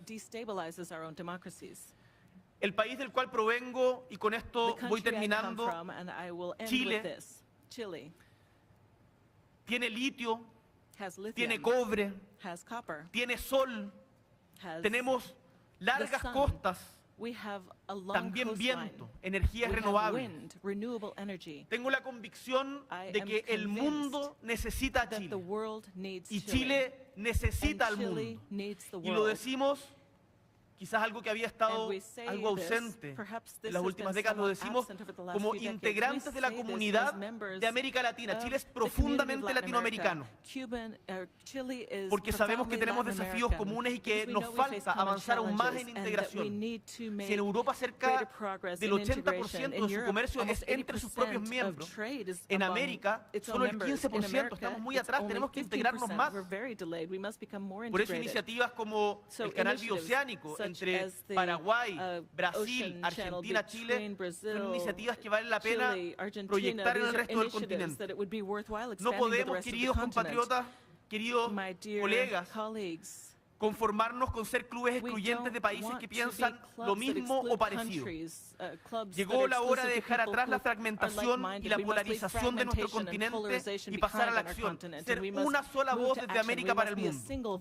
Por eso los invito a que trabajemos juntos en nuestras bilaterales, en las reuniones, mirándonos a los ojos para crear un nuevo trato continental en condición de iguales, libres y soberanos, para trabajar por un desarrollo que sea sostenible, equitativo y que cambie la vida para mejor de las millones de personas que aquí representamos.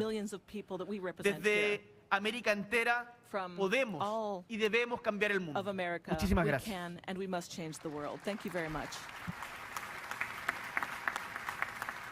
Gracias, Presidente Boric. Chair recognizes His Excellency Iván Duque, President of the Republic of Colombia.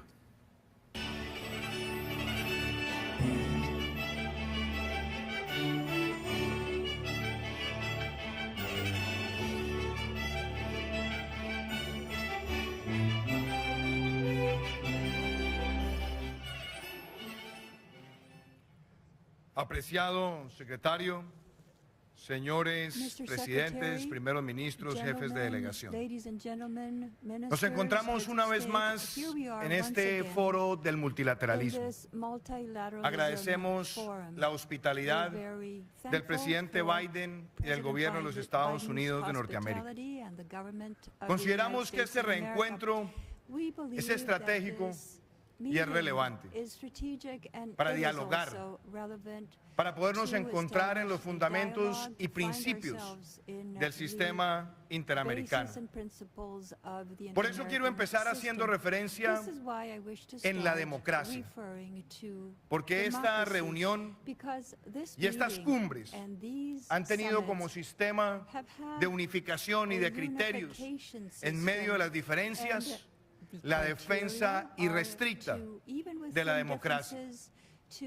No en vano, el 11 de septiembre del año 2001, en medio de momentos difíciles para la humanidad, se aprobó en la ciudad de Lima la Carta Interamericana Democrática, para verla como un derecho y para rechazar categóricamente cualquier atentado a la misma. Es más, queridos presidentes, esa Carta Interamericana Democrática se fundó también en algo que se conoce como la cláusula de Quebec. Una cláusula que dice de manera elocuente que cualquier alteración o ruptura inconstitucional del orden democrático en un estado del hemisferio constituye un obstáculo inseparable para la participación en el sistema de cumbres. Eso quiere decir que aquí no hay exclusiones ideológicas. Aquí hay un rechazo contundente, preclaro, a cualquier forma de dictadura y de atentado contra la estructura democrática de nuestras naciones. No caigamos en las falsas narrativas, presidentes y primeros ministros. Nuestra región no se divide entre izquierda y derecha, ni entre progresistas y conservadores. Aquí hay es una clara diferenciación entre quienes somos demócratas y quienes son autócratas. Aquí hay una clara diferencia entre quienes creemos que en democracia se ventilan las diferencias al sentir de las mayorías en las elecciones y no la imposición violenta y arbitraria de un querer frente a la población. Por eso tenemos que defender la democracia en todo momento. Y tenemos que defenderla de los autócratas que se nutren de la P del populismo, de la P de la polarización, de la P de la posverdad, para fracturar los pueblos. Y no podemos llamarnos a engaños. Muchos de esos autócratas han ascendido al poder dentro de la democracia, pero después sutilmente la convierten en dictocracia, hasta que la convierten en una vil dictadura.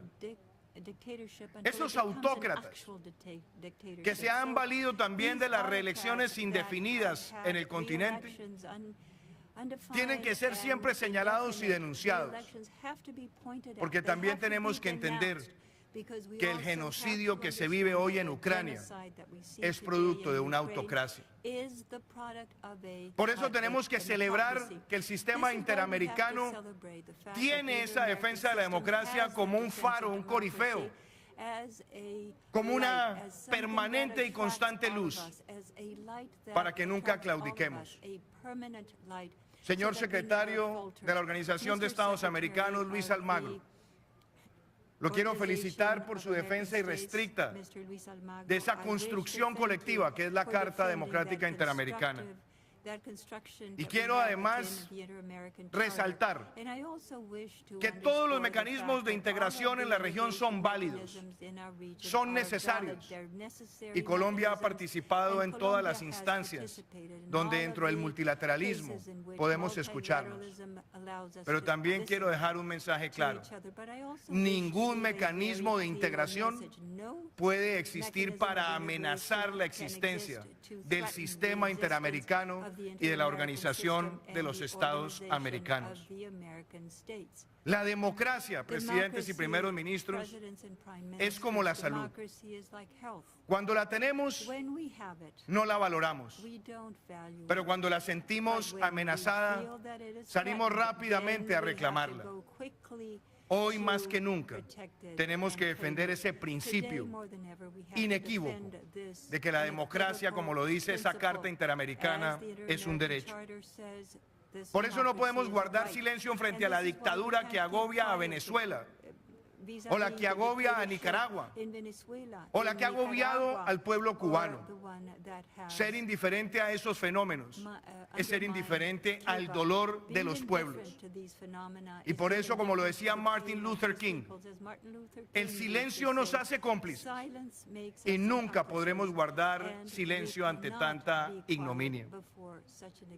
Hoy quiero también hablarles de otro valor, la fraternidad frente al fenómeno migratorio. Son muchos los ciudadanos que con frío en los huesos, con desesperanza y tristeza, cruzan fronteras esperando abrigo. En Colombia hemos recibido 1.8 millones de migrantes venezolanos, hermanas y hermanos, que han huido de la peor opresión y que los hemos acogido sin ser un país rico, y que los hemos acogido con un estatuto de protección temporal por 10 años que ya ha entregado 1 millón de tarjetas reconociendo todos los derechos, con la excepción de los derechos políticos. Hemos demostrado que se puede hacer una política migratoria sólida, fraterna e incluyente, inclusiva, sin caer en esas dolorosas realidades que viven otras latitudes de xenofobia o de indiferencia. Hoy quiero también agradecer los esfuerzos del presidente Abinader y del presidente Lasso, que también han dado pasos de generosidad frente a los migrantes, pasos que también recogen el sentir y el espíritu de muchas de nuestras cartas fundacionales, como lo fuera también la primera Constitución de la Gran Colombia en octubre de 1821, cuando en el artículo 83 de esa carta se decía que en la Gran Colombia se tendría para los extranjeros los mismos derechos que para los connacionales. Hoy queremos invitar a todo el hemisferio a que tengamos esa política migratoria, ojalá cada vez más uniforme, pero nunca dejar de denunciar la causa de esos fenómenos. También, presidentes y primeros ministros, quiero hablarles de la urgente necesidad de enfrentar la crisis climática. No hay un planeta B, pero tampoco podemos esperar a que los mayores causantes de esta crisis respondan con toda su fuerza. Aunque nuestras naciones no son las mayores emisoras, tenemos que liderar con el ejemplo. Por eso la protección de la Amazonía, de los arrecifes coralinos, la protección de nuestros páramos es un deber moral. En un país como Colombia, que tan solo representa el 0.6% de las emisiones de gases de efecto invernadero, pero que es uno de los países más amenazados por los efectos de la crisis climática, hemos respondido con la transición energética.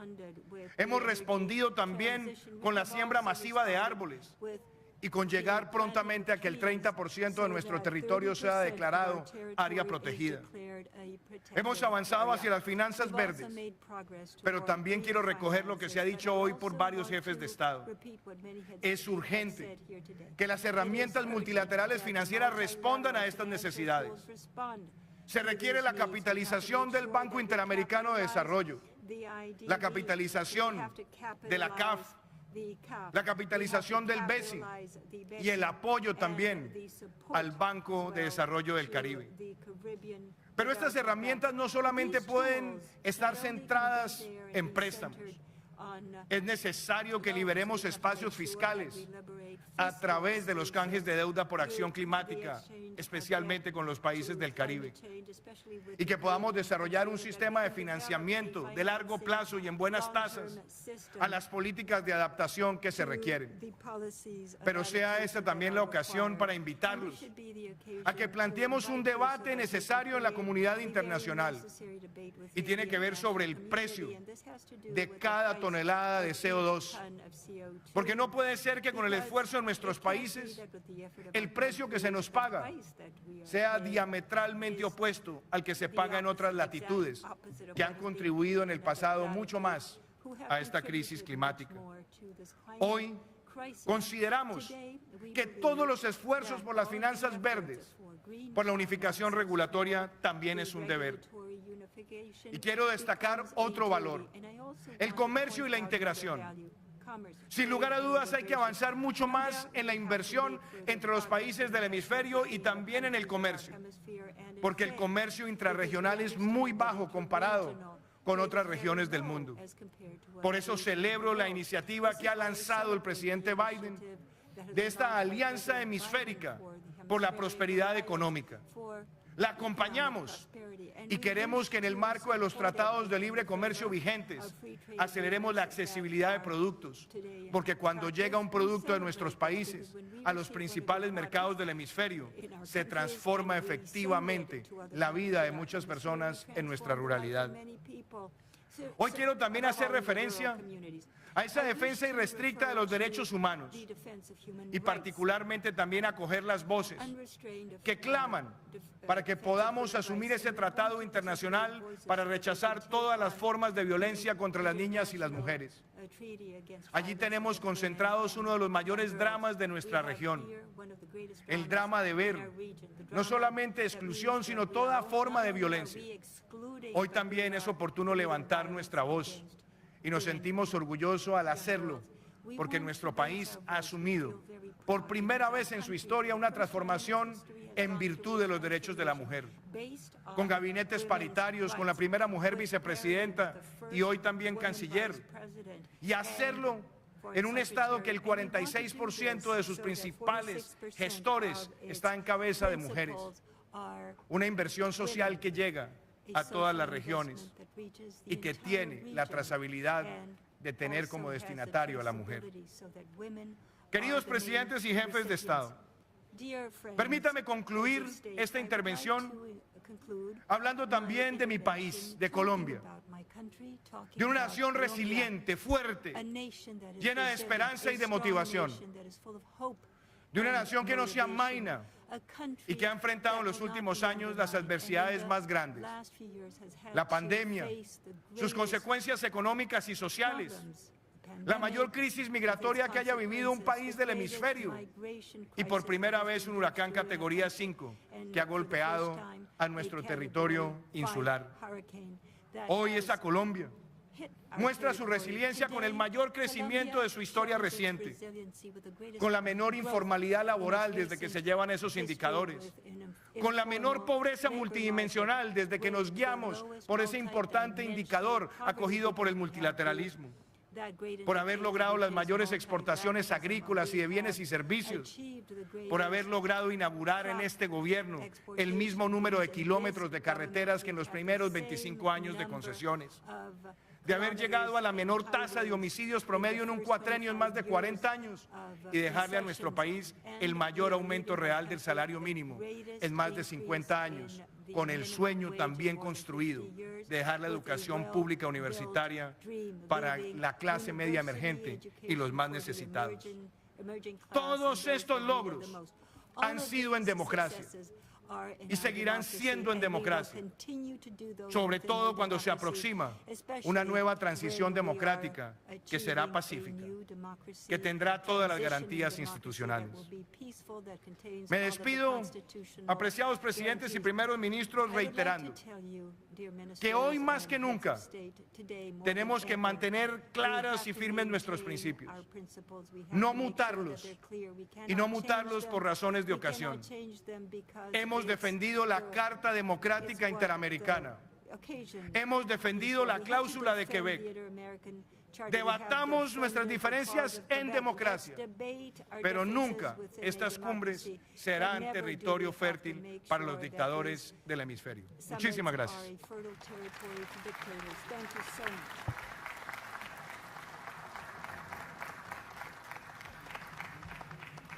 Gracias, presidente Duque. Thank you, President Duque. The chair now recognizes His Excellency Rodrigo Chávez Robles, President of the Republic of Costa Rica.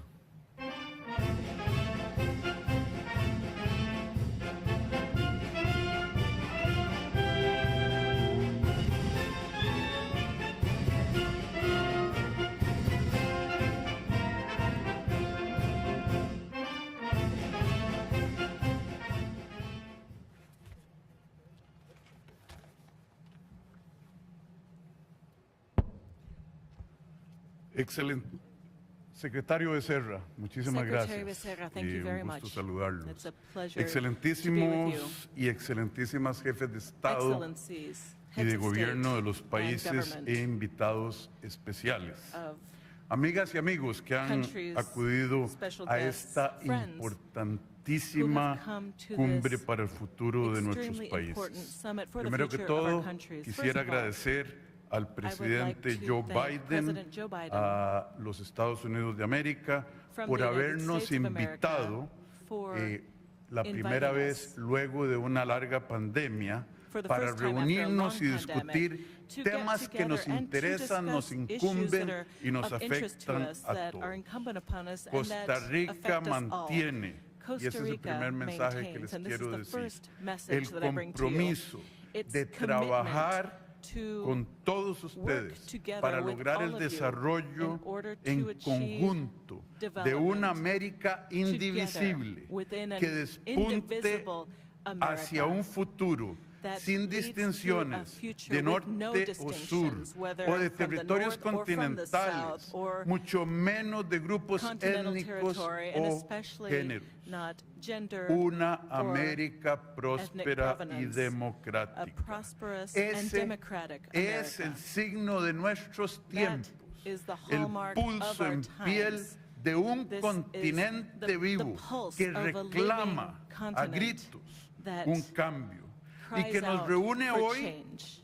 bajo una And this misma brings us causa. together today. We're Es united here decir, for a common o cause, logramos juntos la meaning that prosperidad either we que achieve nuestros prosperity pueblos together, merecen as o nos our sumergimos people juntos deserve, en una or we nueva sink together década perdida, into a posiblemente más lost de una decade, década. and perhaps La paz, more than one. la democracia Peace, y la prosperidad del democracy, and the continente prosperity of the dependen de continent que logremos depend abordar on de our manera being colectiva able to los collectively desafíos tackle y amenazas the challenges comunes al and bienestar common de threats nuestros that we pueblos. face for the Esos welfare desafíos, of our me da countries. tristeza decir, I am sad to son say en that these realidad challenges muy viejos conocidos are really en old nuestra ones región. that we know well in our La region. desigualdad, Inequality, la pobreza, poverty, servicios públicos public deficientes, services la that are falta de deficient, seguridad a lack y la of security, corrupción, sí, la and corrupción corruption. que nos Yes, ha acompañado corruption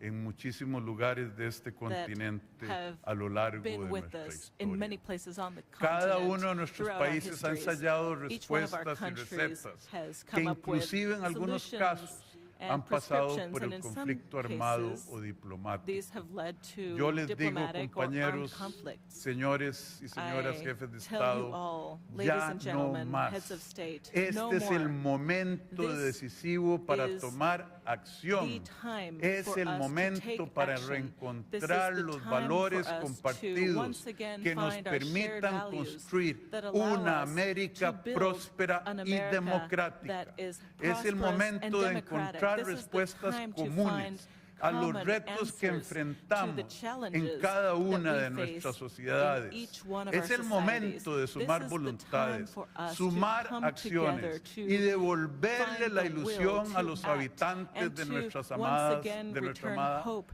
to the América. citizens of our El beloved ataque a la America. democracia The attack es against uno democracy de esos grandes is one desafíos. of these great challenges. Costa Rica, a pesar de Costa su Rica, larga tradición in y spite of its compromiso con la vida long-standing tradition democrática, and no escapa commitment to a a esas democratic amenazas way of life, en nuestro has vecindario not o escaped por nuestra these propia cuenta. threats in our Pero es en area. honor de esa But it tradición is in democrática honor of this que hemos democratic tomado tradition la estafeta de la that we defensa have de los taken valores up the democráticos, defense de la of libertad, de la democratic gobernanza values, freedom, que garantice governance, estados eficientes that que ensure una states sus that are fuerzas efficient, con los that ciudadanos, bring que their traigamos a forces los together empresarios with a their generar citizens. We must riqueza bring y a in las businesses to organizaciones generate de la wealth sociedad and civil civil a society proteger a los más organizations to vulnerables. protect those who are the Sobre most nuestras vulnerable. ambiciones, aspiraciones But on our conjuntas, ambitions and our debemos common reconocer aspirations, que se we must extiende la sombra de la corrupción. acknowledge that the shadow Un mal of infame corruption de spreads oscuras over manos these. que terminan convirtiendo a los estados que sucumben ante ella en máquinas ineficientes al servicio del clientelismo, que condenan nuestras economías al permanente rezago y hace que las personas dejen de creer en el sistema, en la clase política, que en muchos casos ha olvidado que el mandato del pueblo es para que gobernemos en su beneficio. Sin embargo, quedan lugares y países donde la clase política permanece abocada a proteger los intereses de unos pocos. Tenemos que cambiar eso. Como primer país centroamericano en ingresar a la OCDE, Costa Rica ha abrazado la consigna de combatir este flagelo. Nuestro objetivo fundamental es fomentar una cultura donde la corrupción en todas sus manifestaciones sea simplemente inaceptable. A lo largo y ancho de nuestra región también hay otro flagelo que nos une y que solo podremos atender cuando entendamos que es un fenómeno que requiere de acción colectiva. Me refiero al flagelo de las migraciones forzadas por la violencia, la persecución y la falta de oportunidades en sociedades que le han fallado a sus ciudadanos. El migrante que se ve en la triste condición de escapar de la violencia y de la pobreza extrema no distingue, ni le podemos pedir que distinga entre límites y banderas.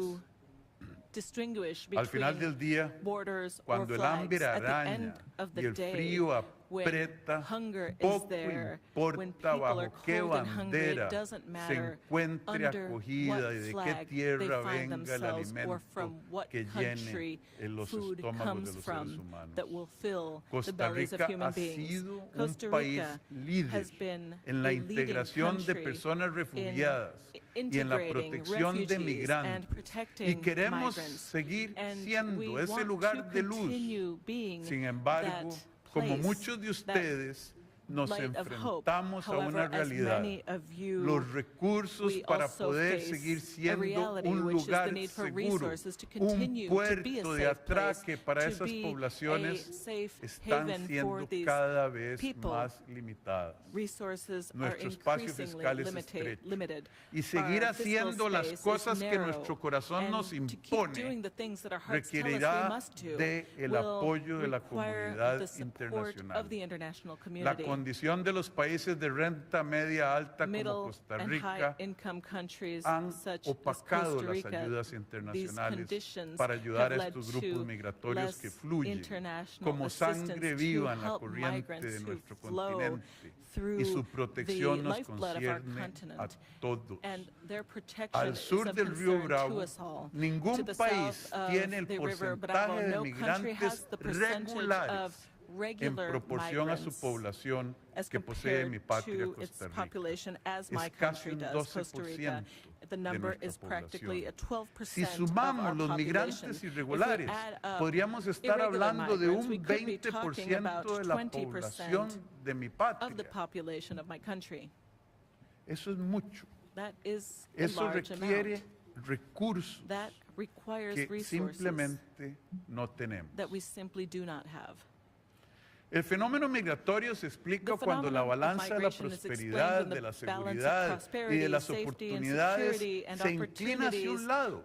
La gente buscará justamente el lado que le permita volver a soñar y ver un futuro para sus hijos.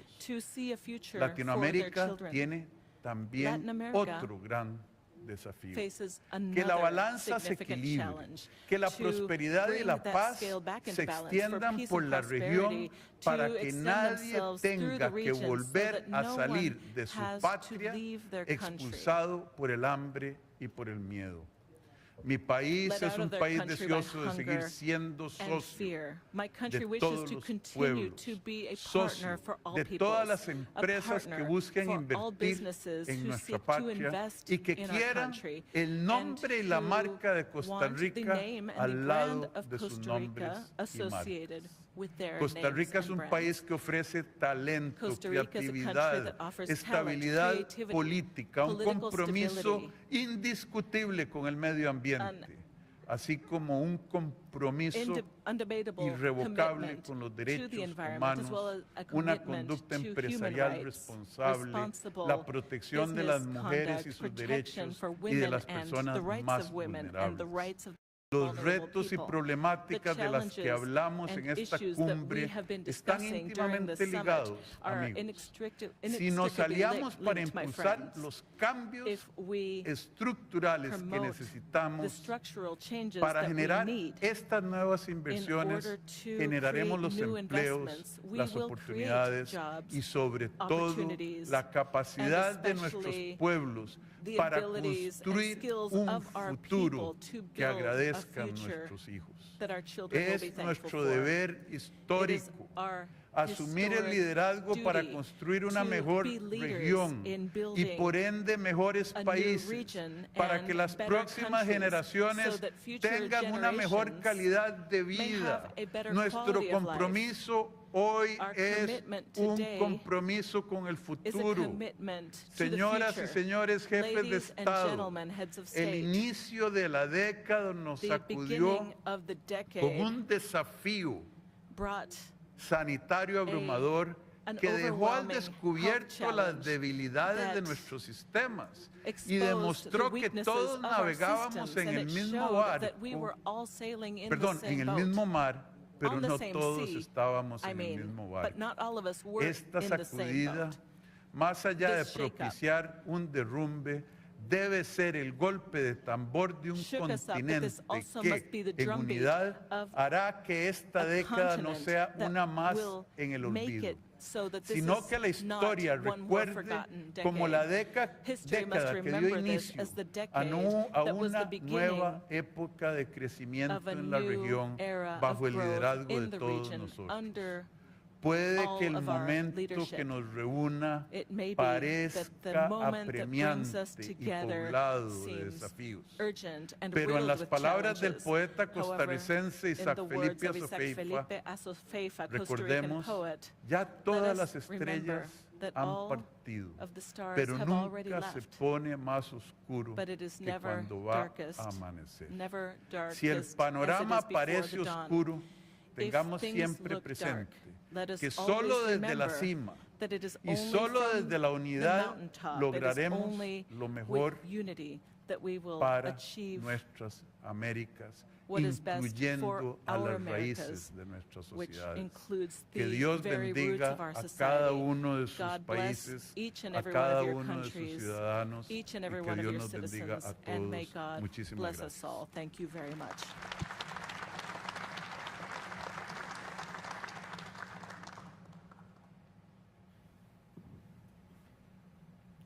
Gracias, Presidente Chávez. The chair will now yield to the Secretary of Homeland Security, the Honorable Alejandro Mayorkas of the United States, to preside as chair.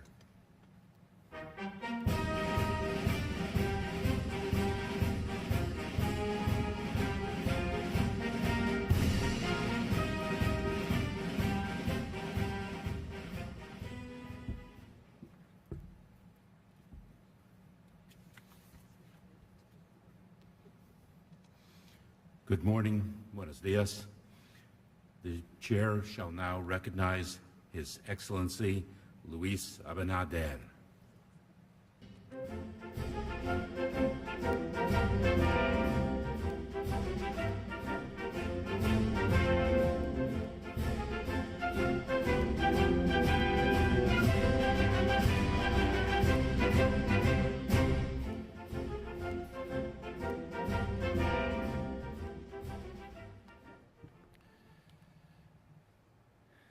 Señor Secretario de Homeland Security, Mr. Secretary of Homeland señoras y Security, señores jefes de ladies and Estado gentlemen, y de heads of Gobierno y state jefes de and delegación, government, chiefs of honorables delegation, representantes de organismos internacionales, invitados especiales, señoras y señores.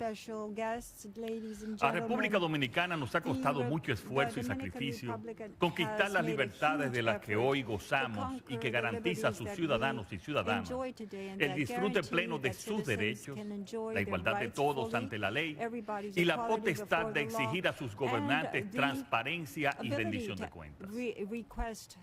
Temas tradicionales de discusión de estas cumbres, como la lucha contra la corrupción y el narcotráfico y la defensa de la democracia, puedo decir con seguridad y orgullo que en menos de 2 años nuestro gobierno ha hecho avances considerables. Hoy no hay impunidad en la República Dominicana.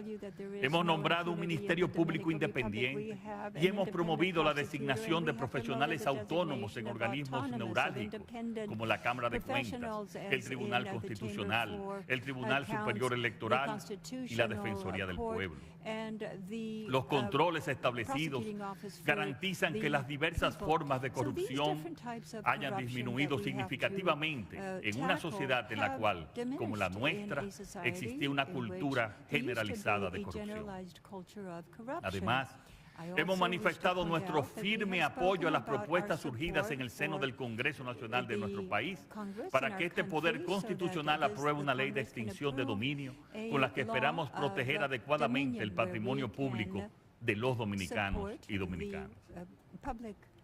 Nuestro compromiso con la democracia se refleja además en las acciones externas del gobierno dominicano, asumiendo con entusiasmo nuestra participación en la Alianza para el Gobierno Abierto AGA, de la que seremos sede de su próximo encuentro. Cuesta creer que en solo 22 meses de gobierno hemos incautado igual cantidad de drogas ilícitas que en los últimos 16 años previos a mi administración. Todo este esfuerzo por la transparencia, la lucha contra la corrupción, la lucha contra el narcotráfico, el fortalecimiento del sistema de justicia y la seguridad jurídica nos ha convertido en un país propicio para la inversión, pero sobre todo en un Estado que tiene en cuenta las necesidades y reclamos de su población. Luchamos por un Estado inclusivo, que apuesta por el progreso y con igualdad de oportunidades para todos y todas. Este fue el espíritu que nos dio durante lo peor de la pandemia del COVID-19. República Dominicana fue uno de los primeros países latinoamericanos en relanzar la plena actividad económica, logrando una de las mayores y más rápidas tasas de recuperación a nivel mundial. Somos un ejemplo de buena gestión de la pandemia, por lo que hemos sido reconocidos recientemente por la Organización Mundial de la Salud. Aplicamos más de 15 millones de dosis de vacunas, lo que ha contribuido a que la tasa de letalidad promedio sea de solo un 0.7%, una de las más bajas de la región. Para mitigar los efectos negativos de la pandemia, se aumentó el acceso al crédito de todas las actividades productivas, se expandieron, se duplicaron los programas sociales para los más vulnerables, incluyendo políticas laborales, así como el apoyo al transporte y a la seguridad alimentaria de toda nuestra población. Todo esto permitió que en 2021 el Producto Interno Bruto creciera un 12.3% con relación al 2020. La recuperación de los sectores productivos ha permitido perfilarnos para el 2022 como una de las 3 economías de mayor crecimiento y resiliencia de América Latina, de acuerdo con el Fondo Monetario Internacional, Forbes y Moody's. En un mundo globalizado y desde una economía insular, apostamos por las alianzas internacionales como medio para potenciar nuestras ventajas competitivas como país y como región. Así, hemos impulsado la Alianza para el Desarrollo en Democracia junto a los gobiernos de Costa Rica y Panamá para promover la recuperación de nuestras economías en marco de la defensa de los valores democráticos, las sociedades abiertas, los derechos humanos y el multilateralismo. No obstante, Señoras y señores, tres temas urgentes amenazan nuestro crecimiento y bienestar. La invasión rusa a Ucrania ha generado en nuestro país y otros países del Caribe un impacto mayor a otros de la región, ya que no tenemos hidrocarburos y somos una economía muy abierta que depende de las materias primas importadas. Es la primera vez que nuestro gobierno no cuenta con un país amigo que le ayude a mitigar el shock petrolero.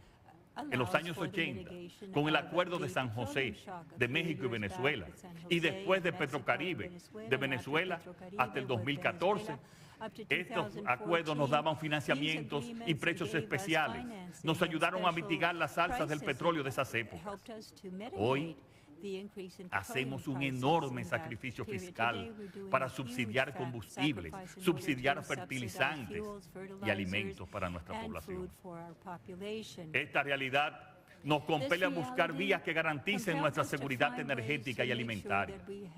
Urge tomar medidas de abastecimiento que reconozcan que estamos en una economía de guerra, flexibilizando las restricciones, así como buscando financiamiento en términos concesionarios que nos permitan a los países de ingreso medio enfrentar esta crisis, la más compleja del último siglo y que ya está haciendo estragos en la región.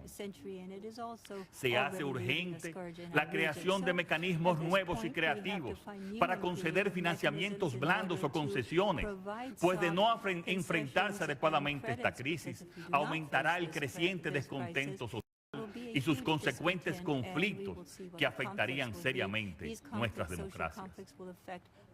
Justo ayer, reunidos con el presidente Biden, la vicepresidente Harris, los países hermanos miembros del CARICOM y nosotros en representación de República Dominicana, sostuvimos un encuentro muy sincero, pero también productivo. En esta reunión donde el presidente Biden y la vicepresidenta Harris fueron muy receptivos y demostraron su empatía con la región, se acordó establecer comisiones conjuntas que de manera urgente trabajen en recomendaciones que empiecen a ser aplicadas de inmediato. Un segundo tema que nos afecta es la seguridad. Los extraordinarios golpes al narcotráfico durante nuestro gobierno han generado una reacción de otros tipos de delincuencia en nuestro país. La colaboración en la lucha contra el narcotráfico no solo debe de ser para detener el flujo de drogas ilícitas hacia el norte, sino también para ayudar en la seguridad ciudadana de nuestras naciones, afectadas por las organizaciones criminales que utilizan a nuestros países como puentes. Y tercero, y no menos importante, tengo el deber de pronunciarme como en anteriores ocasiones sobre la imperiosa necesidad de que la comunidad internacional y en particular los países de las Américas actúen sin demora ante la dramática situación por la que atraviesa Haití. Haití, que históricamente ha pagado muy caro sus deudas con países desarrollados, grita, clama por una acción coordinada que pacifique ese país. Es para mí, nuestro gobierno, injustificable que esta comunidad de naciones permita que un Estado en el medio del continente americano tenga gran parte de su territorio controlado por bandas criminales. El pueblo haitiano está sufriendo las consecuencias de la inestabilidad y la inseguridad que han generado estas pandillas y que obliga a sus ciudadanos a buscar otras alternativas para sobrevivir, aumentando de forma significativa la presión migratoria, principalmente sobre República Dominicana y en menor medida también con otros países de la región. República Dominicana no puede cargar solo con los problemas de Haití. De hecho, ya está haciendo demasiado, mucho más de lo que puede. La situación del vecino país ha desbordado los límites de un problema migratorio. Es para los dominicanos un tema de seguridad nacional, por lo que haremos lo necesario, como haría todo país soberano, ante una amenaza similar para asegurar adecuadamente nuestra frontera. Le compete a la comunidad internacional asumir definitivamente un mayor compromiso con el pueblo haitiano, con una mayor implicación y de manera urgente trabajar por su pacificación y recuperación definitiva. Señoras y señores, Es el momento en que todos los países de América trabajemos juntos, buscando soluciones a nuestros problemas, y que Estados Unidos ponga su mirada en la región y demuestre una vez más su compromiso con liderar el desarrollo social y económico de nuestro continente. Si lo hacemos todos juntos, no solo saldremos de las dificultades y crisis del momento, sino que vamos a demostrarle al mundo que América es el continente del futuro. Muchas gracias y que Dios bendiga a nuestros países.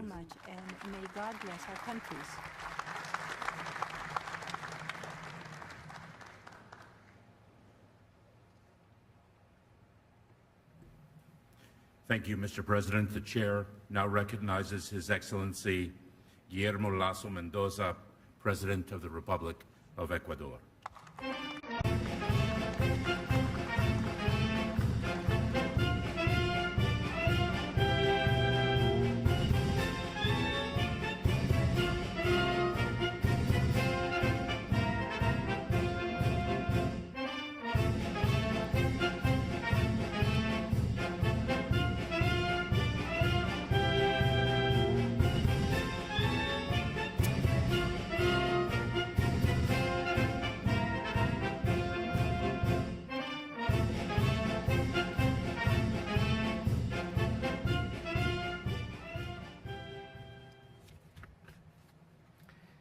Gracias, secretario Mayorkas, apreciados jefes de Estado y de Gobierno de los países de las Américas, estimado secretario Almagro, colegas, amigos y amigas todas.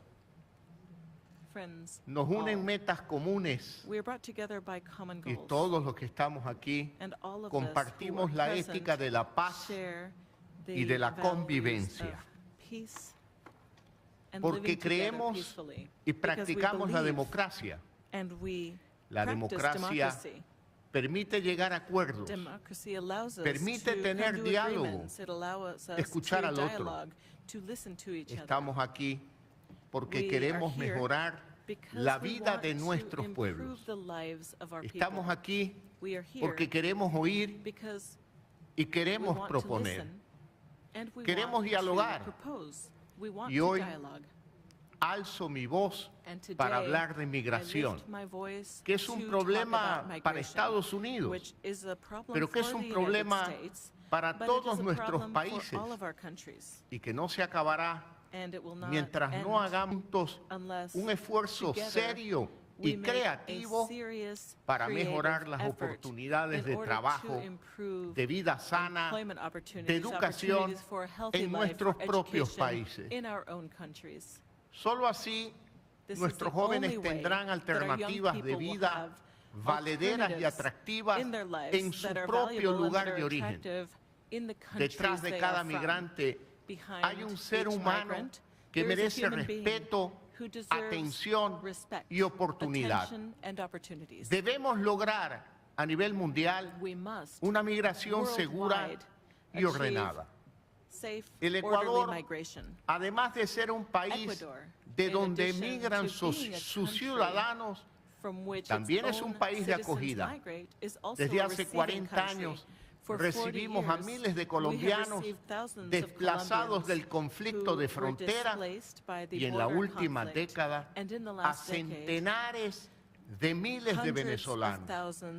Y para poder atenderlos, para poder ejercer política pública sobre ellos, tomé la decisión de regularizar a más de 500,000 ciudadanos venezolanos afincados en mi país con el fin de que tengan una situación segura y estable, que les permita ser actores en el proceso de desarrollo económico. Y por eso reitero, la construcción de un marco económico regional más dinámico, una cooperación más clara, consistente, como de la que estamos hablando en esta cumbre, es condición indispensable si queremos hablar de migración.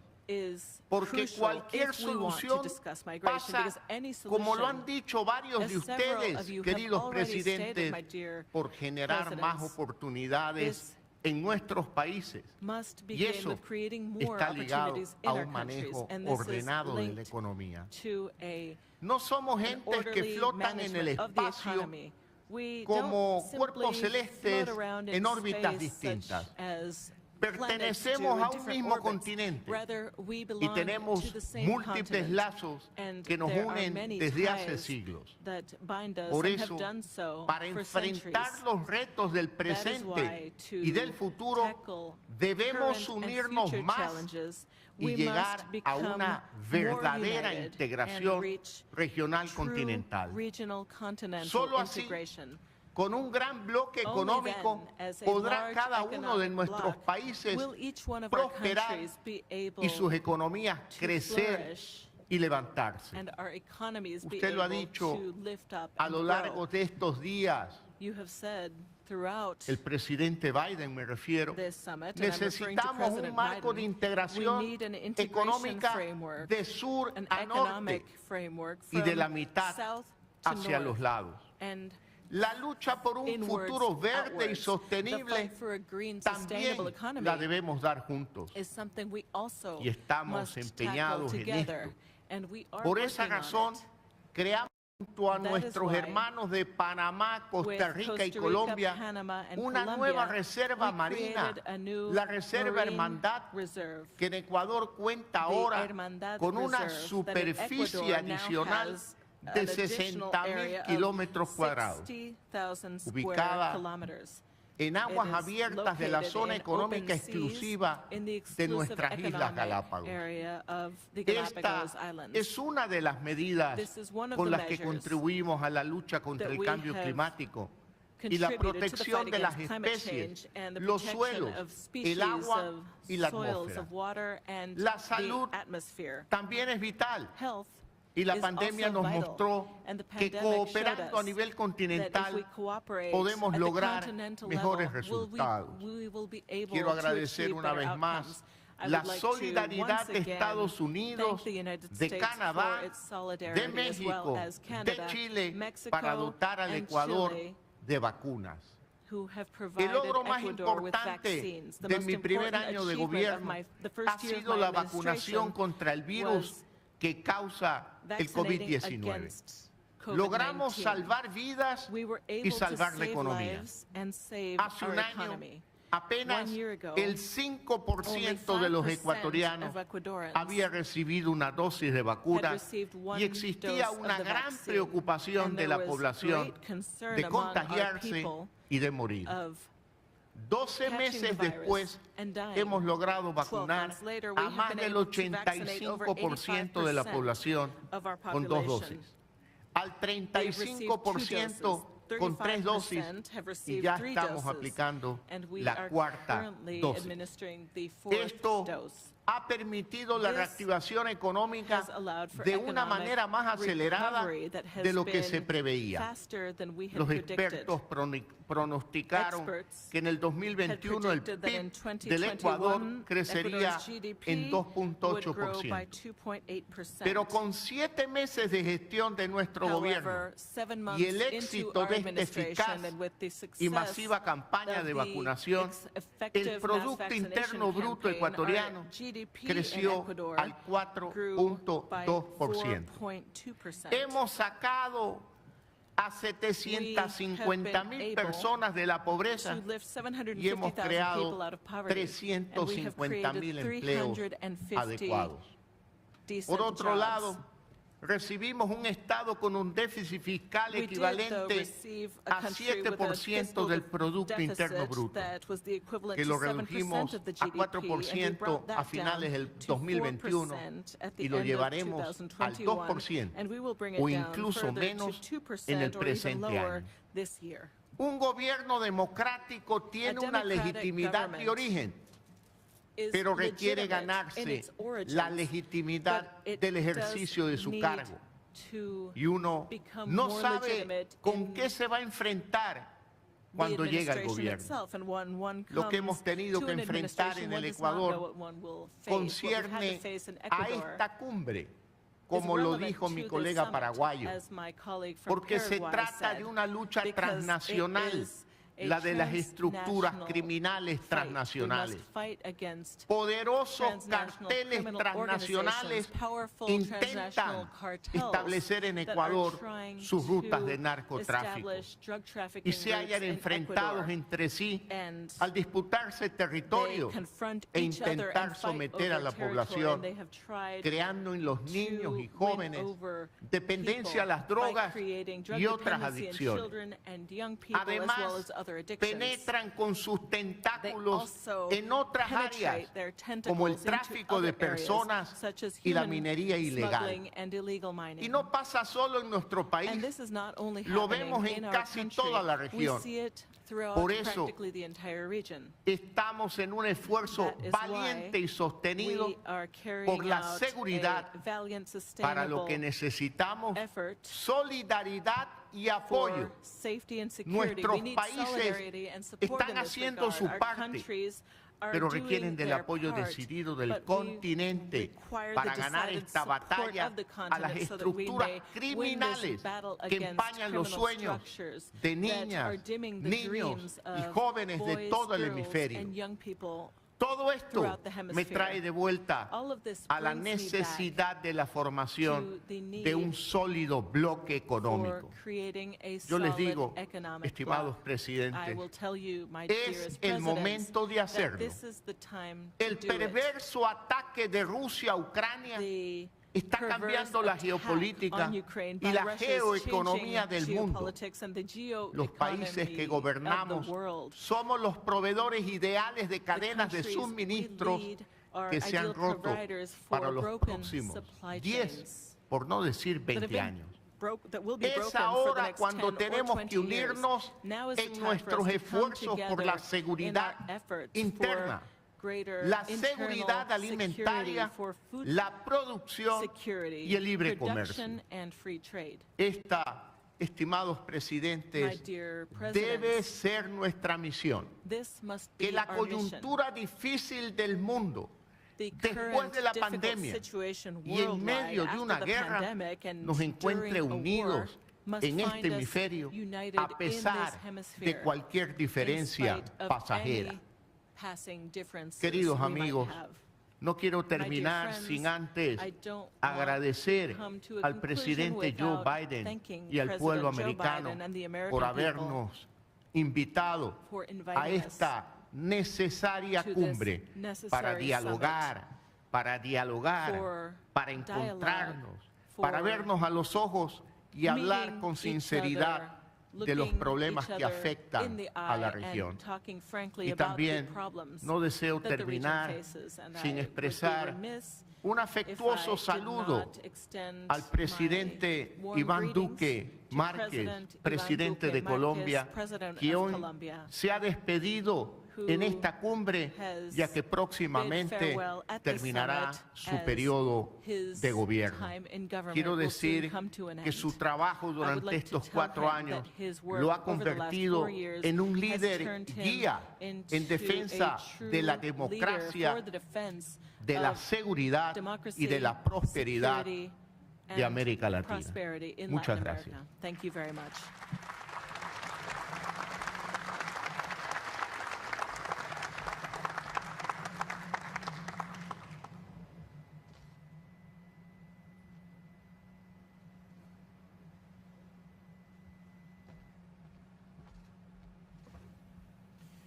Thank you, Mr. President. The chair now recognizes His Excellency Mohammed Irfan Ali, President of the Cooperative Republic of Guyana.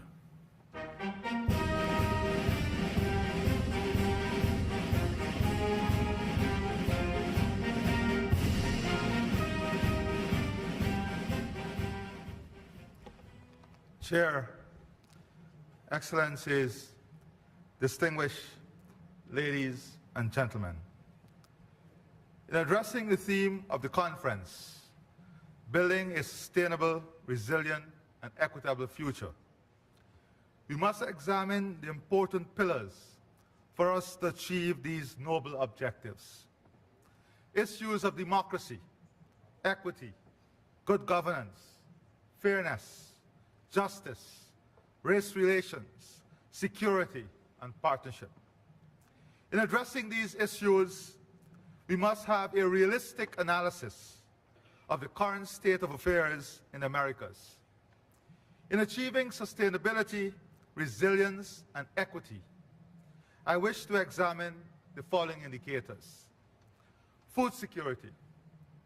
In 2019, 7.4% of the population in LAC countries lived in hunger. This is 47.7 million people. The situation is getting worse. Over the last 5 years, with an increase of 13.2 million people undernourished.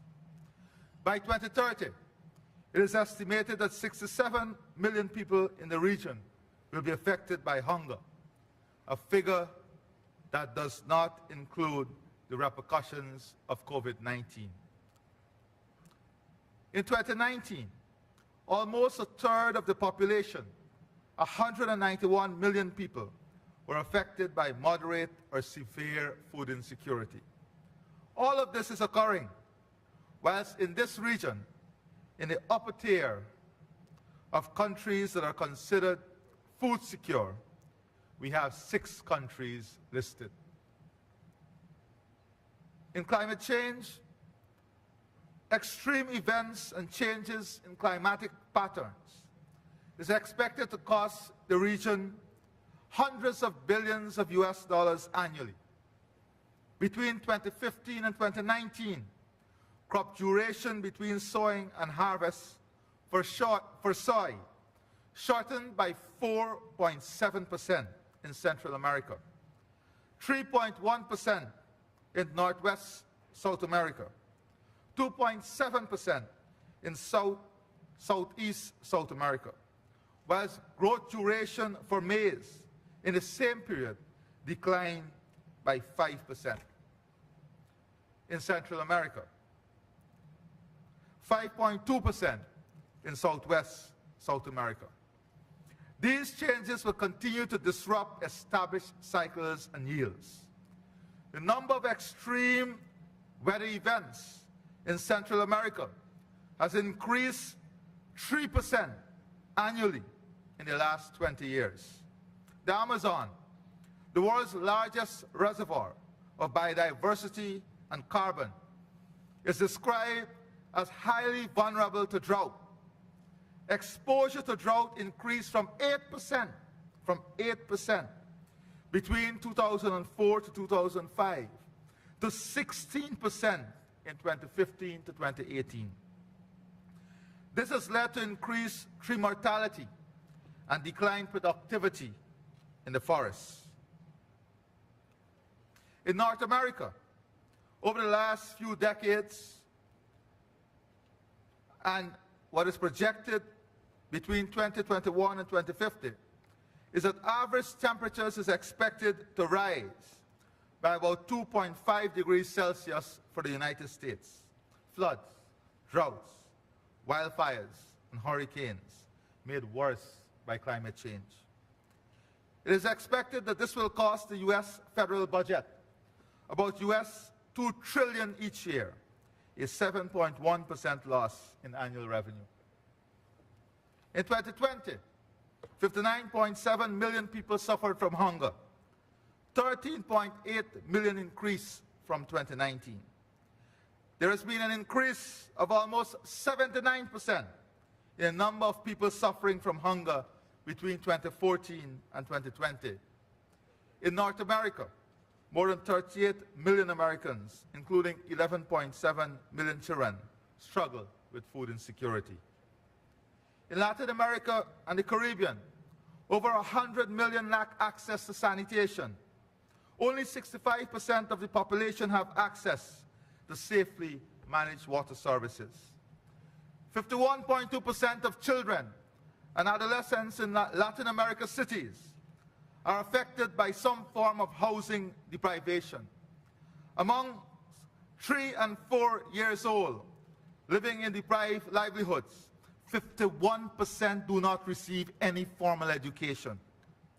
Latin American Caribbean GDP per capita declined by 17.14% from 2019. Most recent survey indicates that the lowest income 20% of households receive an average of 5% total income, whilst the quantile going to the richest is between 35 to 50%.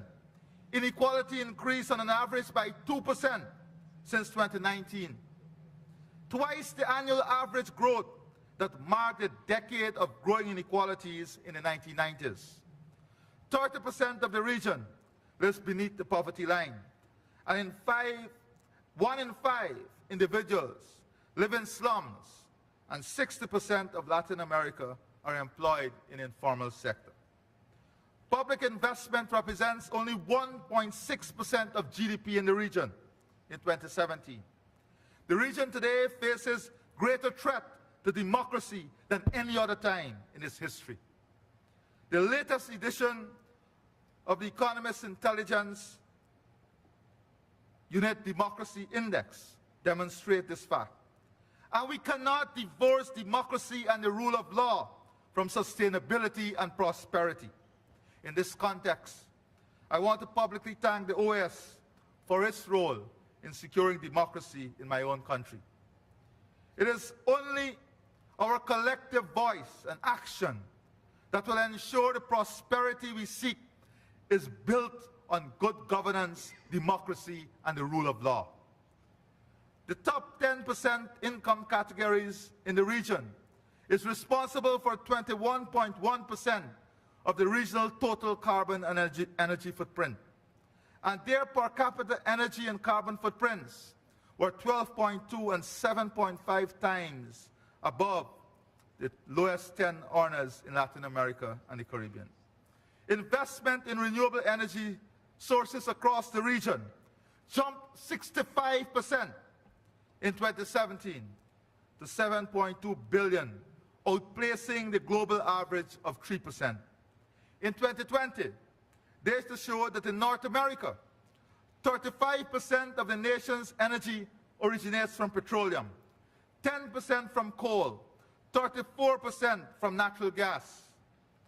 Proven reserves of crude oil decreased by 9 billion barrels in 2020, a decline of 19%, and proven reserves of natural gas decreased by 22 trillion cubic feet, a decline of 4%. Whilst we confront this decline, there lies opportunity. Trinidad and Tobago has an opportunity with proven reserves of natural gas of 10 trillion cubic feet and an estimated potential of 23 trillion cubic feet. They must be part of the equation in finding a solution to this problem. The COVID-19 pandemic pushed 4.7 million people out of the middle class. About 65% of the household of the bottom 20% on income distribution have experienced at least one job loss among family members. Within the top 20%, the percentage of job losses was about 22%. The education gap mirrors the income gap between rich and poor levels of inequality in Latin America. Some of the highest, which is some of the highest in the world. 51% of children in Latin America and the Caribbean could not read or understand a simple text by the age 10. The global average is 48%. Data shows remote learning was particularly challenging for children living in most disadvantaged areas. By March 2021, about 121 million of the region's school-age children lost or were at risk of losing an entire academic year of in-person education. This is the reality. This is the reality of the region we live in today. In Latin America and the Caribbean, only 77% of 15-year-old students have internet access. Connectivity is even worse among low-income students, at only 45%. In North America, the internet penetration rate stood at 92% of the total population. These statistics and figures were derived from various reports of the World Bank, IMF, IDB, EE.UU, World Energy Investment, White House reports, USDA, and ECLAC reports. We are living among these challenges in a region that has the potential to be fully energy secure, bring prosperity to every home, have the greatest access to natural resources, abundant land and access to water resources to ensure food security, enough rainforests and technology to make a meaningful contribution to climate change, enough access to finances to bridge the inequality and support sustainable development for all. The question is, why have we not achieved this? Why have we not achieved this? It points to systemic issues, and we must be able to have a frank conversation on resolving these systemic problems. Not a political and ideological conversation, but a fact-based conversation aimed at uplifting the people of this region to a position of prosperity. In this context, I was happy to be part of a meeting yesterday with President Biden and Vice President Harris. And we are convinced that the leadership is ready for this frank, fact-based conversation. And we are encouraged by the immediate action, as my friend, the President of the Dominican Republic would have said.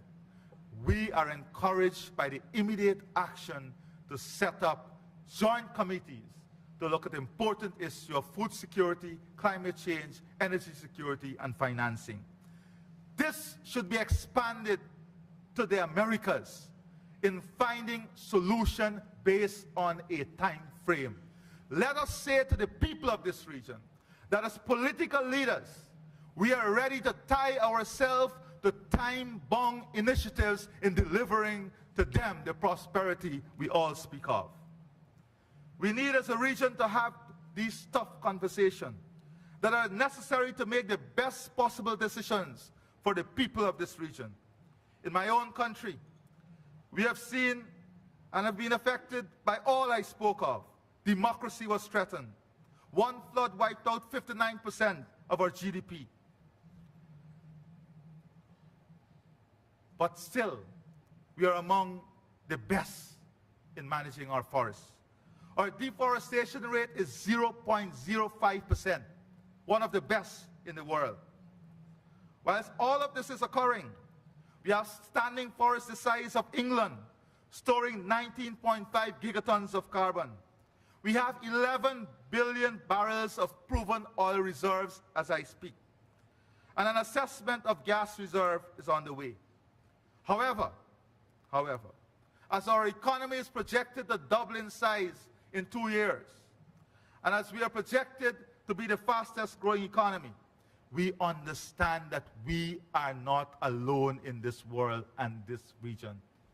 And the prosperity that we seek to achieve cannot be done alone. We belong to the family of humanity, and we are ready to make our contribution to that family of humanity.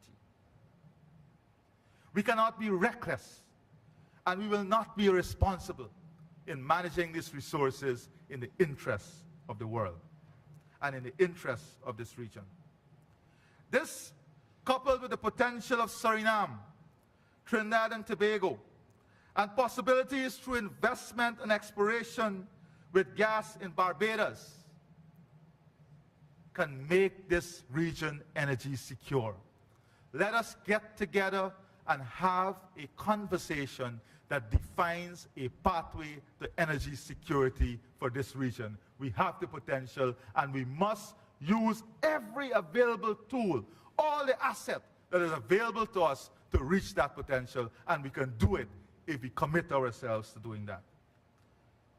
The people of the hemisphere, before I go there, this conference must also define a pathway for integration of infrastructure, people, and economy. It is important that we have that conversation. on how we're going to integrate our people, our economy, and infrastructure. In Guyana, in the last 3 years alone, we have welcomed migrants from Venezuela, 5% the size of our total population. 5% the size of our total population. We are taking our responsibility seriously, being part of the family of humanity. The people of the hemisphere expects this conference to point to solutions and an action-oriented agenda at addressing all these issues that would give them a better future, that would give them an equitable stake in sustainable social, political, and economic environment. I close by asking a few questions. Can we achieve sustainability without democracy? Can we achieve prosperity with growing inequality? Can we achieve resilience with negligence? Can we achieve climate security without income and economic security? Can we achieve energy security without exploration of our natural assets? Can we achieve and maintain this hemisphere as a zone of peace without dialogue and conversation? If the answer to these questions consciously is no, then we have a broken system that needs to be fixed. And I urge my colleagues for us to take collective responsibility in fixing the system. Collective responsibility. Wherever we are in the hemisphere, Cuba, Nicaragua, Venezuela, let us take collective responsibility at this conference to fix the problem and fix the system in the interests of the people of this hemisphere. Let us forge ahead to unite the Americas, strengthen our relationship, forge in respect and good governance, so that when we reach again, we do so as a singular whole and create a winning formula and culture for all. I thank you and God bless you.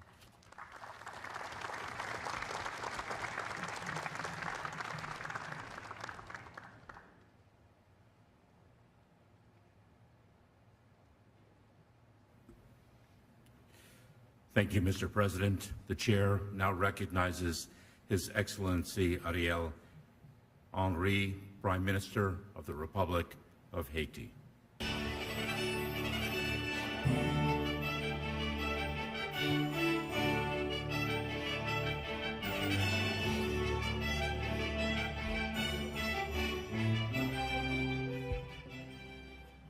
Monsieur le Président de séance, Mesdames, Messieurs, chers collègues, chefs d'État et de gouvernement, Mesdames, Messieurs les représentants des organisations internationales, Mesdames, Messieurs les membres des pays et organisateurs observateurs, Mesdames, Messieurs les membres de délégation, chers invités, Mesdames, Messieurs.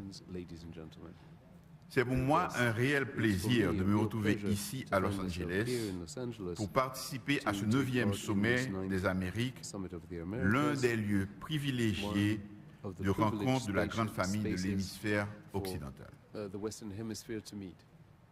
Permettez-moi d'adresser au nom de mon pays, Haïti, et de la délégation que je préside, mes plus vifs remerciements aux dirigeants et au gouvernement du pays hôte pour la qualité de l'accueil qui nous a été réservé. Le thème retenu pour ce 9e sommet des Amériques, construire un avenir durable, résilient et équitable, constitue en lui-même un objectif ambitieux et désirable pour notre région. Je tiens ici à féliciter les cadres qui ont travaillé et contribué à l'élaboration des divers projets d'engagement. Si nous arrivions à transcender les égoïsmes nationaux et à nous engager réellement tous ensemble, à faire en sorte que ce thème ne soit pas seulement un slogan vide de contenu ou un simple vœu pieux, quelle serait belle notre Amérique, de l'Alaska jusqu'à la Terre de Feu, en passant par la Caraïbe.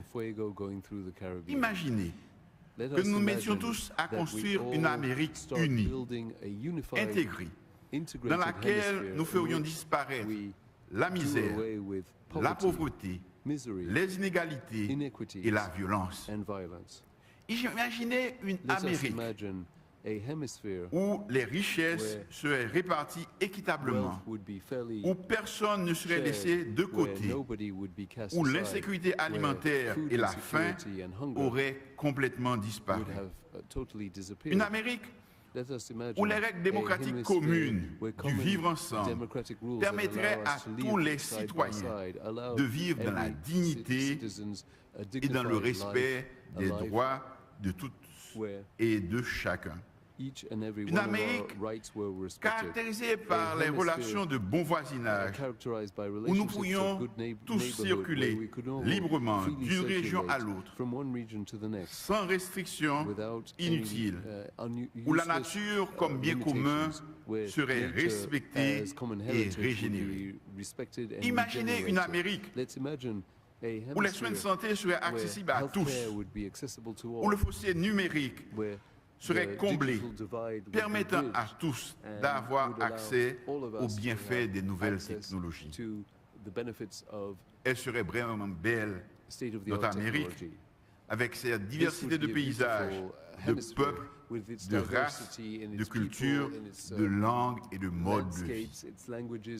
Mais, malgré les complexités et les difficultés des réalités politiques au quotidien, il est de notre devoir de penser l'avenir et de commencer maintenant à poser les bases de ce que sera notre futur et celle des prochaines générations. Notre monde devient de plus en plus dangereux et les menaces de remise en cause de ce qui nous a permis jusqu'ici de vivre ensemble dans une paix relative sont bien présentes et se concrétisent tous les jours. Partout, nos sociétés deviennent plus violentes. Les atteintes contre les valeurs démocratiques auxquelles nous avons tous souscrit et que nous avons en partage dans notre hémisphère se multiplient et risquent de nous déstabiliser. La démocratie n'est pas un État que l'on atteint une fois pour toutes. C'est une construction permanente. C'est un combat quotidien. Il nous incombe de la défendre et de la renforcer. Monsieur le Président de séance, chers collègues, j'en parle avec d'autant plus de conviction que j'ai la lourde responsabilité de diriger un pays qui a fait l'histoire. Un pays construit par des pères fondateurs qui ont combattu pour que tous les hommes naissent effectivement libres et égaux en droit, quelle que soit leur race. Je parle de démocratie, je parle de construction de l'avenir, parce que dans mon pays, la démocratie a reculé et que l'avenir paraît sombre et le restera si nous ne faisons rien pour poser aujourd'hui les bases pour un lendemain meilleur. Vous le savez tous, le président de la République qui m'a nommé Premier ministre a été odieusement assassiné au lendemain de ma nomination. J'ai le sentiment désagréable que ceux qui ont conçu et financé ce plan macabre courent toujours et échappent encore à notre système judiciaire. Je ne suis pas venu ici pour me plaindre, mais je crois que dans notre volonté de construire ensemble un meilleur avenir pour tous dans la région, vous devez avoir une idée exacte de ce qui se passe aujourd'hui dans mon pays et de ce que j'entreprends pour y remédier. Mon pays est actuellement soumis à une insécurité alimentée par des gangs armés qui volent, qui violent, qui tuent et kidnappent des nationaux aussi bien que des étrangers. Par leurs actions criminelles, ils sont parvenus à empêcher la libre circulation des personnes et des biens. La péninsule sud victime du tremblement de terre du 14 août 2021, est pratiquement coupée du reste du pays.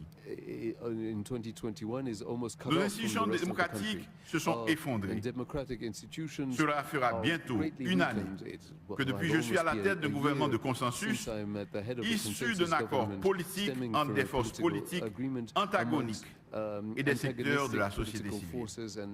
Et je continue sans relâche à parler à mes compatriotes pour tenter d'élargir ce consensus en ralliant plus de groupes sociaux autour d'un plan conçu pour ramener les institutions du pays à un fonctionnement normal et pour restituer le pouvoir à des élus librement choisis par le peuple haïtien dans le cadre d'élections libres et transparentes. L'instabilité liée à une insécurité insupportable rend illusoire toute velléité de construire cet avenir durable, résilient et équitable.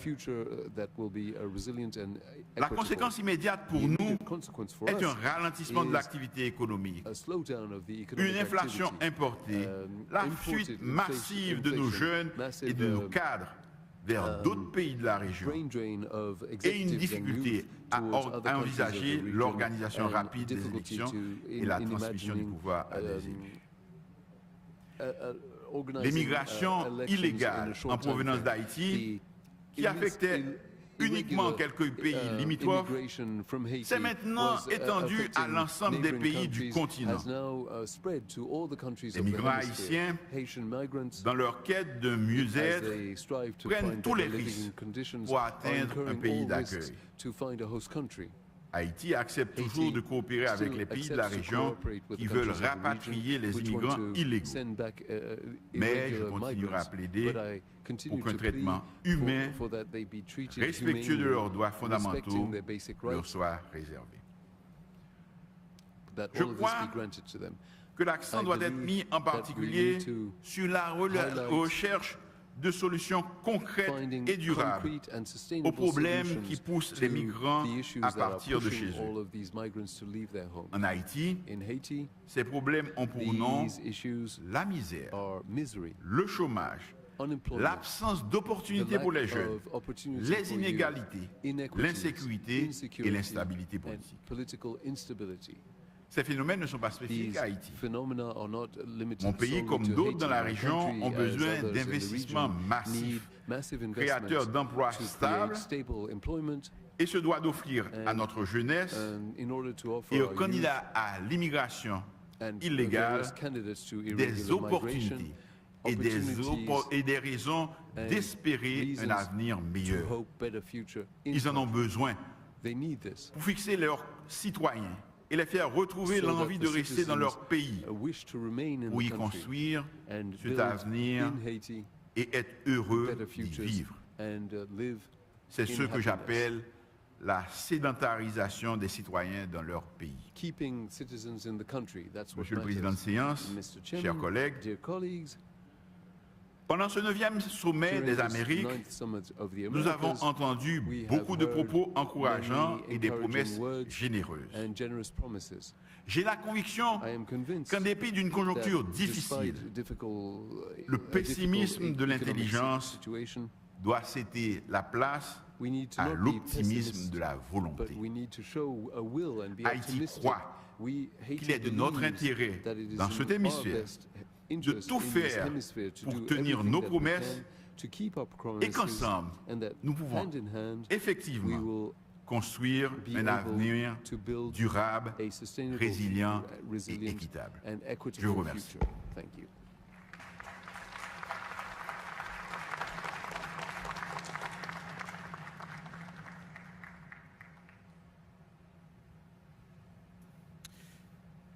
Thank you, Mr. Prime Minister. The chair now recognizes the Most Honorable Andrew Holness, Prime Minister of Jamaica.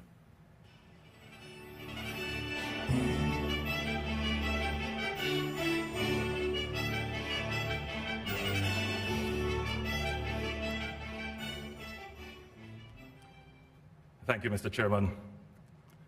Excellencies, colleague heads, it is a pleasure to be in the wonderful city of Los Angeles for this 9th Summit of the Americas, and to join fellow leaders from across the hemisphere, recommitting to our shared values, forging new solutions to common challenges, and undertaking realistic actions in support of building a sustainable, resilient, and equitable future.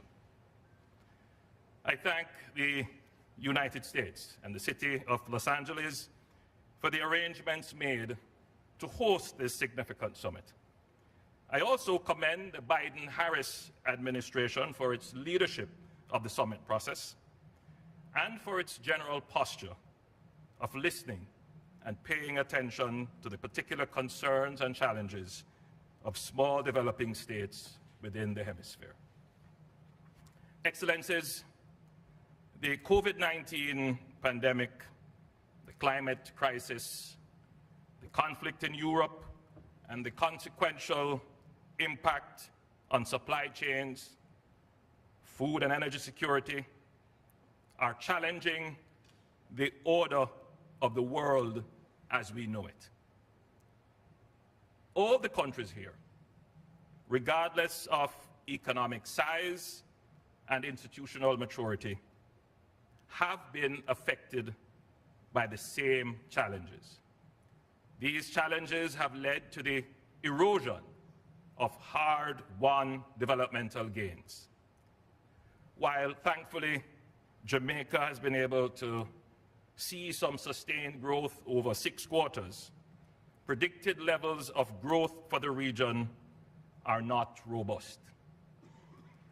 The first summit of the Americas in Miami in 1994 began with a proposal for the establishment of a free trade area of the Americas, an ambitious plan to eliminate trade barriers throughout the region. While subsequent policy disagreements led to this worthy initiative not being fully achieved, it did lead to the establishment of free trade arrangements between the United States and a number of countries in the region. This 9th summit comes at a pivotal time in global history. And if it is to fulfill the promise of the moment, it must serve as an opportunity to announce a new blueprint for regional cooperation. We must endeavor to create a new regional order with the same lofty ambition as the first summit in 1994. Jamaica therefore welcomes the announcement of the Americas Partnership for Economic Prosperity. Jamaica is keenly interested in a successful outcome to this summit, particularly with emphasis on the following areas: food and energy security. The Americas have access to an abundance of agricultural supplies, as well as renewable and other energy sources. We need greater intra-regional technical cooperation, trade, and finance to harness these resources to make our hemisphere less vulnerable to global supply disruptions. Climate finance. Urgent access to climate finance remains a critical priority. The hemisphere has entered another hurricane season, a stark reminder of what could lie ahead for the next 6 months. For countries like Jamaica, which are disproportionately affected by the impacts of climate change, global emissions must be capped to net zero. Adaptation and mitigation solutions must be implemented, and attention must be given to loss and damage mechanisms. More broadly, access to financing for small and vulnerable economies, especially highly indebted middle-income countries, must be a priority towards recovery. Therefore, Jamaica welcomes the announcement of PAC 2030. Human capital and skills development. As the nature of work and skills change with the onset of the fourth industrial revolution, and with net migration of skills from poorer economies to richer economies, several countries in the region, like Jamaica, face a skills gap which could become a binding constraint on our growth horizon. The region needs a thoughtful and coordinated approach in facilitating massive investments in human capital development, while at the same time pursuing nearshore policies to bring jobs to workers in their home countries. Finally, security, and particularly trafficking in small arms.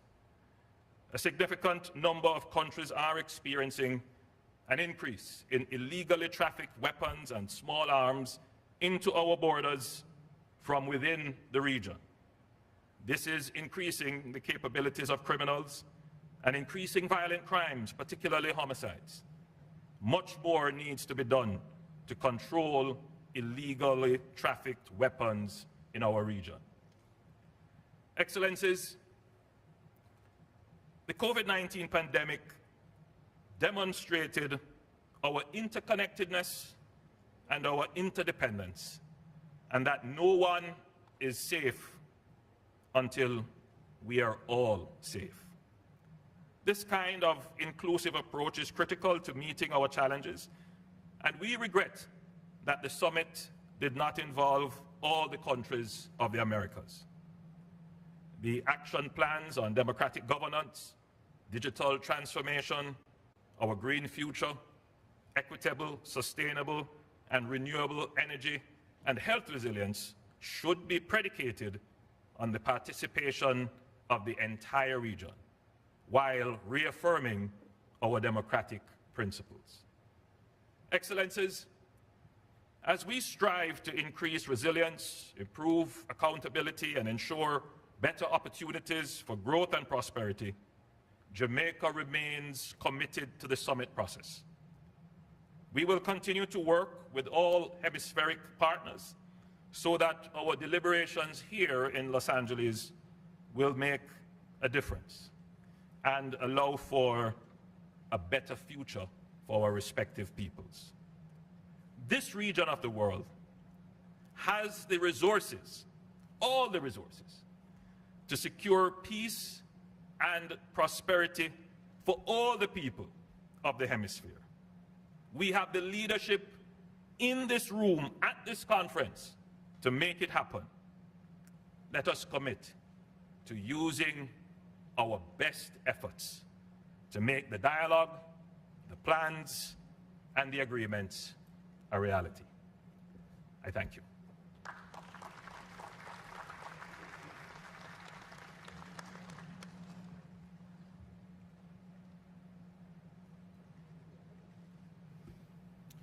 Thank you, Mr. Prime Minister.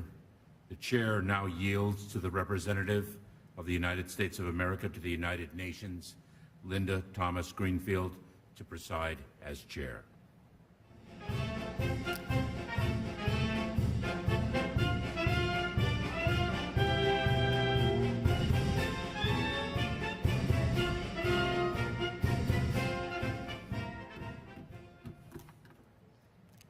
Good afternoon. The chair recognizes His Excellency Pedro Castillo, President of the Republic of Peru.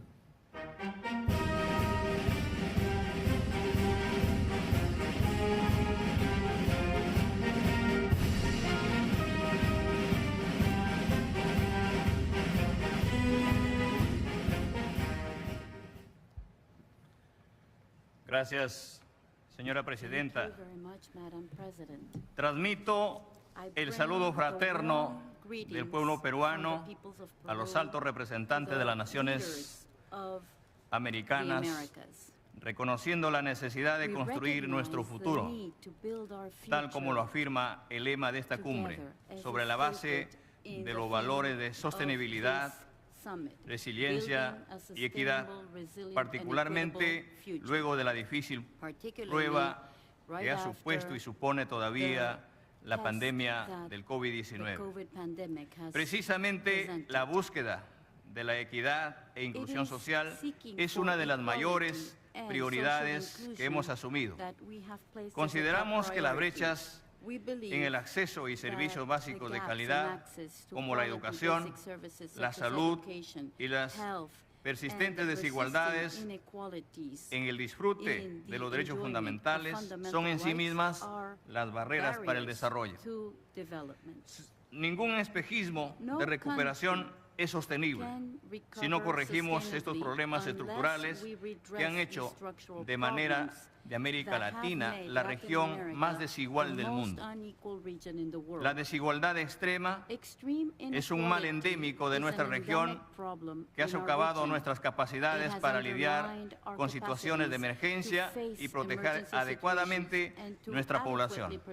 Al mismo tiempo, nos ha impedido insertarnos de manera más ventajosa en la economía global, aprovechar el potencial creativo y la extraordinaria laboriosidad de nuestros ciudadanos y generar mayor bienestar para nuestros países a partir de un acceso más equitativo, por ejemplo, a la transformación digital y a la eficiencia tecnológica, a la eficiencia energética. Por estas razones, celebro que la búsqueda de la equidad sea uno de los ejes de esta cumbre, porque eso significa que estamos en sintonía con aquello que demandan nuestros pueblos. Por otro lado, debemos enfrentar de manera coordinada las dificultades actuales de la producción agrícola por la escasez de fertilizantes y el acceso a los alimentos para la población, que golpea de manera más severa a los hogares más vulnerables. En ese contexto, el multilateralismo y espacios como la Cumbre de las Américas están llamados a encontrar mecanismos efectivos de cooperación que respaldan los esfuerzos nacionales. Con esa convicción, el Perú ha llevado su grave preocupación por la escasez de fertilizantes al seno de la Organización de los Estados Americanos, propiciando la aprobación por consenso de una resolución del Consejo Permanente que dispone efectuar el seguimiento de la situación junto con las instituciones permanentes de nuestro continente. De esta forma, nuestro país propone establecer con el Banco Interamericano de Desarrollo un programa regional de créditos orientado a financiar subsidios para los fertilizantes como la urea y otros fosfatos, así como para los alimentos cuyo consumo resulta indispensable para nuestra población. En esa línea, con relación al anuncio realizado por el presidente Biden sobre una alianza de las Américas para la prosperidad económica, el Perú siempre respaldará el fortalecimiento de los esquemas de cooperación económica en el hemisferio y encuentra coincidencia con varios de los temas y pilares allí incluidos, como el enfoque de la justicia, con inclusión social. Esperamos trabajar con los Estados Unidos y los países del continente en la definición de los objetivos y áreas de esta iniciativa, la misma que debería resaltar la importancia de garantizar la seguridad alimentaria de nuestros pueblos. Detrás de dichos riesgos alimentarios están no solo factores coyunturales, sino también los efectos del cambio climático y la necesidad de priorizar un futuro verde. Quizá el desafío global más importante es una amenaza a nuestro desarrollo sostenible, que nos demanda acciones internacionales urgentes y coordinadas, teniendo en mente las nuevas generaciones. Quisiera referirme ahora a otro reto de mayor interés regional, las migraciones. Más de 3 millones de peruanos, alrededor del 10% de nuestra población, viven más allá de nuestras fronteras. Asimismo, en los últimos años, el Perú ha recibido a más de 1 millón de migrantes. En muy poco tiempo, de ser un país emisor de migrantes, nos hemos convertido también en un país de acogida y de tránsito de migrantes. Esas dos realidades coinciden, sin embargo, en un objetivo común: lograr mejores condiciones de vida para ellos y sus familias. Como gobierno, con genuino espíritu de acogida, nos ha tocado incorporar a los migrantes que recibimos a la cobertura de los servicios públicos, con recursos limitados y durante la coyuntura especialmente crítica por la pandemia. Compartimos lo que tenemos, por ello insistimos en la necesidad de implementar un enfoque de derechos humanos y un esquema amplio de cooperación en materia migratoria de manera integral, lo que nos permite promover una migración segura, ordenada y regular, que beneficie tanto a aquellos que han decidido migrar como a las sociedades y a los países que los acogen generosamente. En función a ello, el Perú acompañará la declaración de Los Ángeles sobre la migración y la corrupción. Señoras y señores, presido hoy en día un gobierno democrático, surgido de las urnas por la voluntad mayoritaria del pueblo peruano. Soy un maestro de escuela rural al que me ha dado el encargo honroso esta población, como lo recibe un ciudadano, que representar no solamente a los maestros, sino también a los trabajadores peruanos, el día de hoy alcanzan la presidencia de la República, y no hubiese sido realidad sino de esta forma democrática. Se trata de un gobierno absolutamente respetuoso de las libertades ciudadanas, de las instituciones del Estado de Derecho. Lo hemos demostrado cabalmente en los meses que llevamos al frente de la conducción del país. Por eso me permito llamar la atención sobre la urgencia de preservar nuestras democracias frente a las amenazas que suponen los impulsos autoritarios, la corrupción institucionalizada y otros grupos antidemocráticos, así como el impacto del crimen organizado en el hemisferio, tal como lo establece la Carta Democrática Interamericana. Los pueblos de América tienen derecho a la democracia y sus gobiernos la obligación de promoverla y defenderla. En el Perú, hace más de 20 años, recuperamos nuestra democracia y estamos decididos a seguir trabajando para consolidarla y generar cada vez mayor bienestar a nuestro pueblo. Todas estas preocupaciones, entre varias otras, se vienen reflejadas en la agenda de esta cumbre y serán también motivo de la deliberación de nuestros países en la máxima Asamblea General de la Organización de los Estados Americanos, que tendremos el honor de acogerlos en el Perú en el mes de octubre. Muchas gracias a todos y cada uno de ustedes.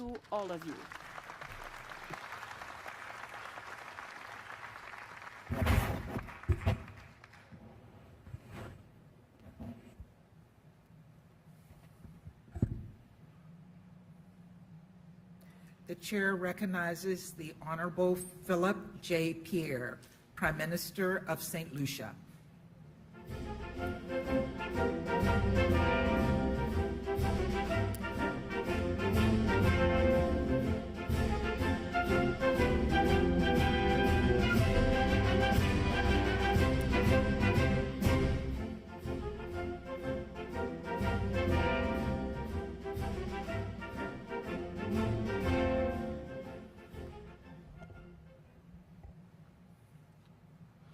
Madam Chair, heads of state and heads of government, distinguished ministers, excellencies and heads of delegation, citizens of the Americas. Let me thank the President, the City of Los Angeles, and the government of the United States for hosting this 9th Summit of the Americas and for the excellent welcome given to our delegations. This inevitable march of time in the decades since the first Summit of the Americas in 1994 finds us meeting here in Los Angeles at one of the most critical junctures in world history, a time of universal and grim crisis that causes deep anxiety among our peoples. It is manifested in the ever-deepening climate crisis, visible in a COVID-19 pandemic that has created health and economic predicaments, and compounded by war in Ukraine with its worldwide disastrous impacts on the cost of energy and food supplies. For us in St. Lucia and the small island states of the Caribbean, the smallest members of the Americas, these crises are not of our making, none more so than that of climate change. The 1st of June marked the commencement of this year's hurricane season in our hemisphere, and while hurricanes have always been a feature of our environment and the increasing ferocity and destructive power in the last decade, have undisputedly been driven by climate change. Consider also that the world only hears of the major weather events because they are covered by the press regionally and sometimes internationally. However, there are persistent small events brought about by average rainfall that cause significant damage, often manifested in landslides and flooding, and in the process imposes additional severe strain on our already limited financial capability. For us, therefore, climate financing that will allow us to adapt to the effects of climate change and which will enable us to build the resiliency needed to survive it is of paramount importance.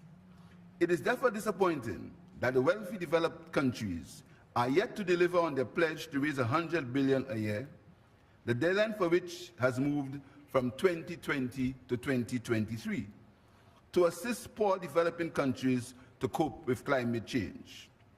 What is even more disconcerting is the acknowledgement now that the developing countries will need even more than $100 billion a year for climate change adaptation. To complicate matters, it is evident that weaknesses in the mechanisms for the delivery of climate finance are affecting the flow and impact of such funds to developing countries. We in the Americas adopt climate finance models that will effectively reduce our acute climate change vulnerability. I therefore call upon multilateral development banks and other regional and hemispheric financial institutions to take action to mobilize greater climate change financing for our countries and to streamline and accelerate its distribution. The economic crisis from the COVID-19 pandemic and the war in Ukraine have worsened our vulnerability by further contracting our fiscal ability to execute the economic and social programs that will bring progress to our people. In order to surmount the setbacks from these crises, it is imperative that the countries of the Americas work out innovative forms of hemispheric economic cooperation that will generate the financing and other initiatives that will stimulate economic recovery and growth, including food security in our nations. It is important that in this new mode of economic cooperation, simplistic measures of gross national income that debar small island states from accessing badly needed financing and debt relief are discarded in favor of the Multidimensional Vulnerability Index, MVI, that is a fairer path to sustainable development. We have adopted political commitments at this summit that seek to address some aspects of the challenges confronting us. If we can implement them, then we'll be on our way to securing a better future for the peoples of the Americas, because in the final analysis, it is the people who matter. Youth development and empowerment must be a vital part of the solutions being prescribed. In St. Lucia, my government is determined to create a special space for youth entrepreneurship and business growth within the general economic system to be pursued in the immediate future. In that space, youth will be provided with state resources to help them convert hobbies into entrepreneurship and skills into business through finance and marketing support, training, and mentorship, thus creating sustainable livelihoods and a new cadre of indigenous business people. A dedicated agency which is agile, flexible, and responsive is being created to drive that policy. The well-being of our people must be first in our deliberations and our decisions. My country therefore welcomes President Biden's announcement of the Americas Partnership for Economic prosperity, which aims for a new model of cooperation between the US and the other countries of the Americas in the face of the crisis of our time. However, let me state clearly that the Americas can only successfully take the highway out of this crisis if the Americas act together.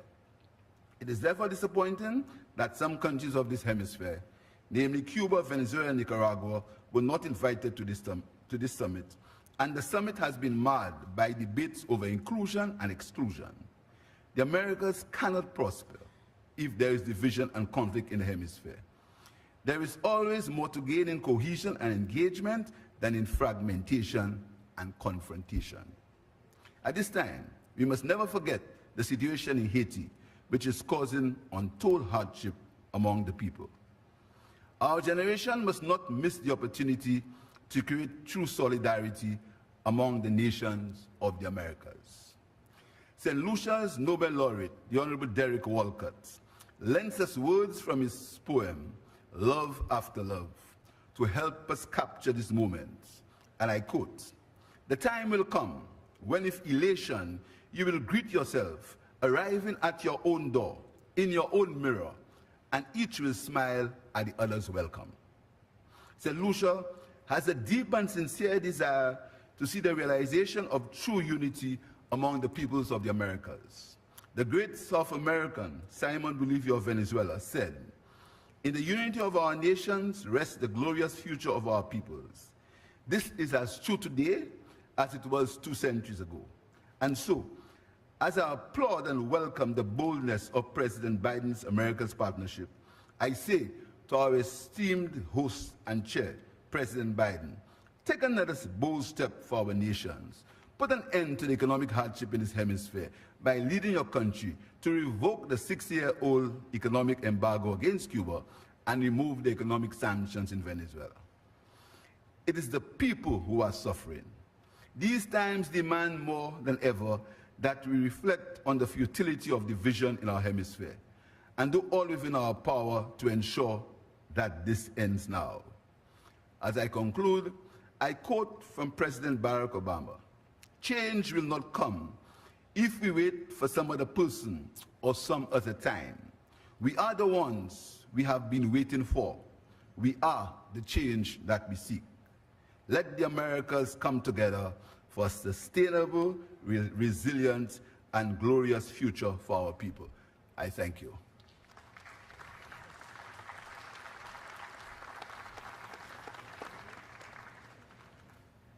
The chair recognizes His Excellency Chadri Prasad Santokhi, President of the Republic of Suriname.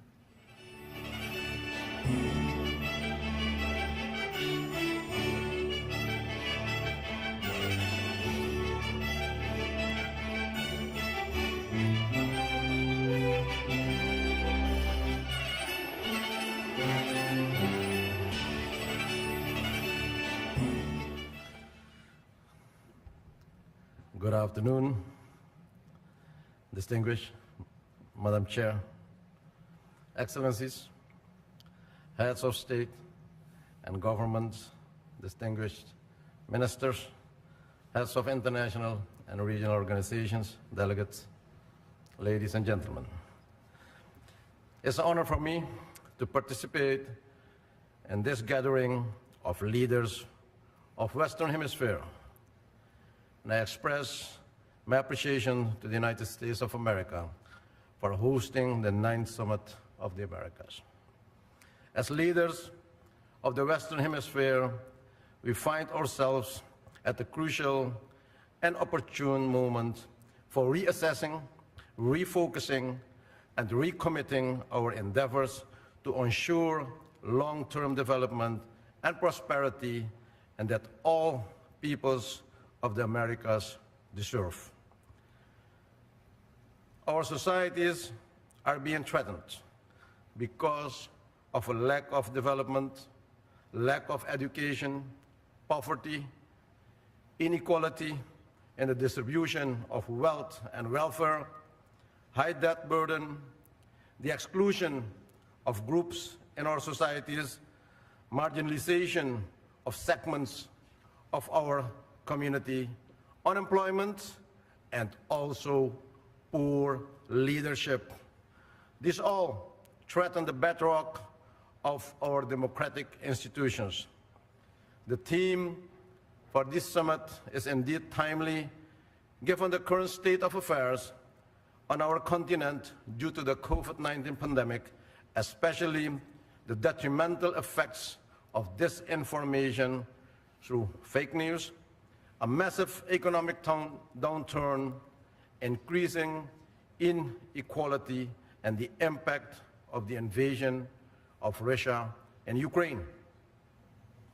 Madam Chair, therefore, all countries must participate in hemispheric discussion on all issues and exert all efforts to work collaboratively towards addressing these issues affecting our hemisphere, our nations, and our people.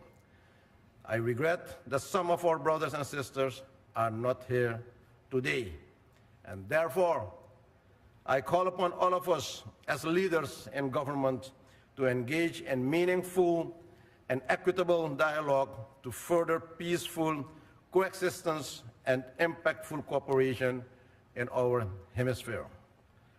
Let us commit to authorize the relevant inter-American institutions to start this dialogue so that all countries in our hemisphere can be included in charting the path towards sustainable development for our nations and peoples. Ladies and gentlemen, the impact of the climate crisis inhibits the building of a sustainable and resilient future. As small islands developing and low-lying coastal states, we continue to stress the importance of the multi-dimensional vulnerability index. Access to concessional fundings remains critical. Most importantly, unfair, unrealistic, and counterproductive classification instruments should be reconsidered because they place countries in a vulnerable and unfavorable position. The result is that many countries are excluded from global and regional financial instruments. The time to act is now to correct these unfair and counterproductive practices and measures. Our needs, our crisis is immediate, and we need action now. Ladies and gentlemen, currently, the interior of my country, Suriname, is experiencing severe flooding due to persistent and excessive rainfall, and in its wake, there is massive destruction of property and livelihoods. This disaster is in stark contrast to Suriname's commitment to maintain high levels of forest coverage of above 90% and acts as an important carbon sink for the world. In addition, Suriname is one of the only 3 carbon negative countries in the world and has taken both steps to identify mitigation and adaptation measures to build resilience and reduce emissions while conserving our biodiversity and strengthening sustainable forest management. But how do we implement these measures as a country is faced with immense financial challenges? How do we maintain the demands for a prosperous life for our citizens if these strategic objectives are not delivering economic prosperity and growth? Madam Chair, Suriname is at the cusp of attracting substantial foreign direct investment, particularly in the extractive industry. My government is determined to create an economy upon which future generations can build and from which they will derive a steady income. We are ready. We have started our transition to a sustainable economy with as goal 80% green energy by the year 2060. At the same time, we are aware of the fact that onus is on us to make sure that we manage our oil and gas resources responsibly and in an environmental-friendly manner. In charting the transition, we must recognize that others have gone there before us. They have profited from the earned revenues to develop a modern economy. Let us be fair and give the same opportunity to newcomers like Suriname and Guyana as well. We all will benefit from those efforts. And in this perspective, the initiative of having strong cooperation between Brazil, Guyana, and Suriname on the presidential level is very important, and there is still room to expand this high-level meeting with other countries. Madam Chair, we have no choice than to scale up the implementation of the commitments made during our previous summits in collaboration with all relevant stakeholders. I hope that what we have agreed on in terms of follow-up mechanism will be acted upon with sincerity and speed. In this regard, I also refer to the recent and important U.S.-Caribbean dialogue initiated by the Vice President Kamala Harris. Ladies and gentlemen, as the incoming chairman of the 15 Nations of the Caribbean Community, CARICOM, I also commit to further the dialogue with the leaders of the Western Hemisphere in the pursuit of peace, democracy, and the rule of law, as well as to contribute to strengthening a more cooperative, committed, and impactful inter-American multilateralism. I thank you, and may God bless you all. Thank you.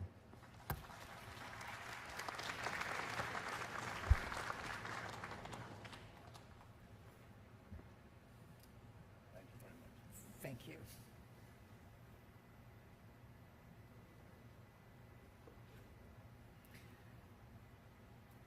The chair recognizes the Honorable Dr. Keith Rowley, Prime Minister of the Republic of Trinidad and Tobago.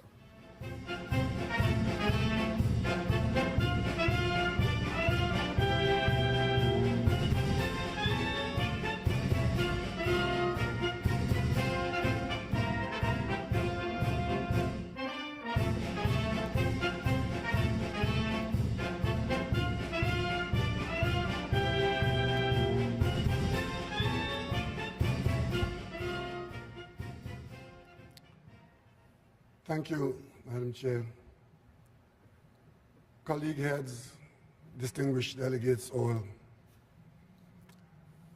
As the national leaders of countries and citizens in a hemisphere that has withstood the ravages of global pandemic during the past 27 months, this 9th Summit of the Americas provides a platform of opportunity and promise that should not be missed. The theme of this summit, sustainability, resilience, and equity, appropriately defines exactly what is required if the people of the Americas are to fully benefit from the political commitments that we all will make here in Los Angeles, the City of Angels. In the amplified voices and increased visibility of our hemisphere citizens at this week's Civil Society Forum, the private sector, 4th CEO Summit, and especially of our youth at the 6th Young Americas Forum, the imperative of building a future that is democratically secure, clean and green, fair and free, inclusive and innovative, resilient and renewable, smart and sustainable, is clear and cannot be ignored. After more than 2 years and counting of a costly, extraordinarily global, dangerous and infectious public health emergency, and most recently, during the outbreak of unjustified state-on-state war, the interdependence of our lives and livelihoods across this hemisphere and beyond has been fully unmasked. We must all play a part if we are to rise to the occasion, one that is fully anticipated and warranted. In Trinidad and Tobago, relatively early in the timeline of COVID-19, we charted a post-pandemic roadmap to recovery plan, which we rely on today as part of our contribution to building a sustainable, resilient, and equitable future for all the people of the Americas.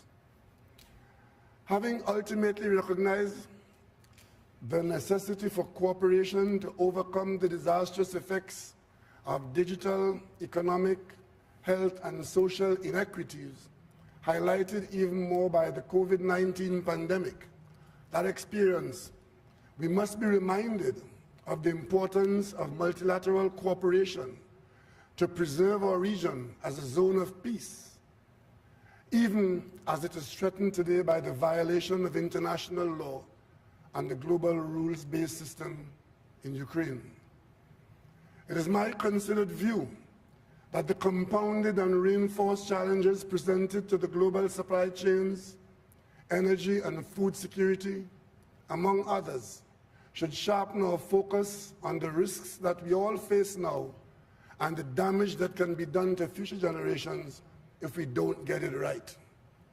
However, it is more than a cliché that the pandemic and the conflict in Europe, as well as our several hemispheric irritants, have presented us with real opportunities for wanting to do better, for building a more secure future, one to which our youth can aspire with confidence.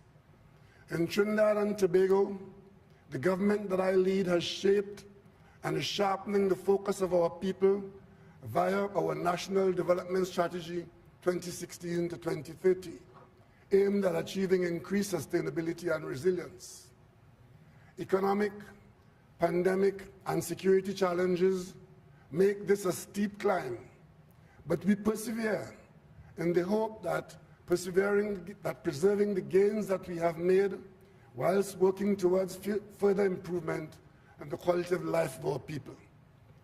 Consistent with the theme of this 9th Summit of the Americas in Trinidad and Tobago, the areas of which we have given the highest priority are achieving economic recovery and sustainability for building lives and livelihoods, fostering citizen safety and security, including disaster resilience, ensuring food safety and security through expanded domestic and regional production, protecting the vulnerable through increased emphasis on social protection, improving public health service, delivering that to curb the rise in non-communicable diseases, also building climate and environmental resilience, investing in infrastructure for economic diversification to create the jobs of the future, accelerating digital transformation to create a smart nation,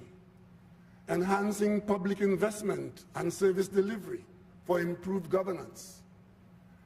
It is this people-centered national sustainable development policy framework and strategy that has enabled Trinidad and Tobago to join with the countries of the Americas to contribute to the political commitments on democratic governance, digital transformation, health and resilience, a sustainable green future, and equitable clean energy transition adopted at this summit. By making and keeping these political commitments, we can and must empower our hemisphere civil society, the private sector, women, youth, and other vulnerable groups that have historically been marginalized and discriminated against, including persons of African descent and indigenous and tribal peoples, there to achieve their aspirations for a sustainable, resilient, and equitable future. Madam Chair, Excellencies, I firmly believe that the greatest opportunity that this summit provides for delivering on these political commitments to our citizens is the opportunity to rebuild trust, first in democracy, then among democracies, and ultimately within democracies in our hemisphere of countries with diverse histories, economies, politics, and societies. Whilst we can report that the Republic of Trinidad and Tobago is a strong and stable democracy, we have not been without our own challenges from time to time. We who have consistently been included in each of the 9 summits of the Americas, held since 1994, are the smallest country in this hemisphere to have hosted the Summit of the Americas, the 5th summit in 2009. We know that small does not mean insignificant. We know that the practice of democracy is neither a cloistered virtue nor an automatic one-shape-fits-all. We say that if we are all to end up in that same safe place, the journey must not be truncated, and we may have to help some of our brothers and sisters along the way, but we must never abandon them. We are convinced that our inclusion in this process and respect and regard that have been accorded to our sovereign equality have contributed meaningfully to our strength and stability as a democracy and the beautiful Twin Island Republic. What we wish for ourselves, we wish for others. And as a proud member of the Caribbean community, we hope that such respect and regard would be afforded to all states within our hemisphere, including Cuba and Venezuela.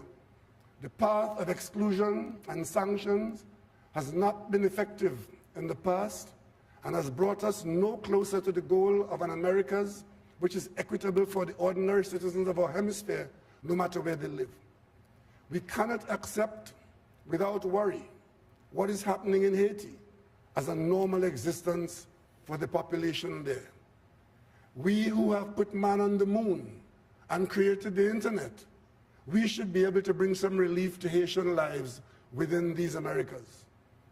This week, we celebrate for the 9th occasion within the framework of the Summit of the Americas process our collective commitment to multilateral cooperation as a necessary platform for the preservation of peace, the promotion of productivity, and the pursuit of prosperity in the Americas. The government of Trinidad and Tobago reiterates our commitment to hemispheric cooperation, and I express my deepest appreciation to the President and people of the United States for the hospitality and courtesies extended to our delegation at this 9th Summit of the Americas. We worked hard to give this summit in Los Angeles the very best chance of success. And President Biden, Vice President Harris, I assure you that the government and people of the Republic of Trinidad and Tobago stand in full commitment with you and all our partners and the family of the Americas to build a sustainable, resilient, and equitable future for all our people. We of the CARICOM community yesterday had the opportunity of sitting down and working with the President of the United States, the Vice President, and the Secretary of State, not just to talk about problems, but to specifically set out a work program of committees to solve the problems that we can solve now by acting after talking. Madam Chair, I thank you, and may God continue to bless us all.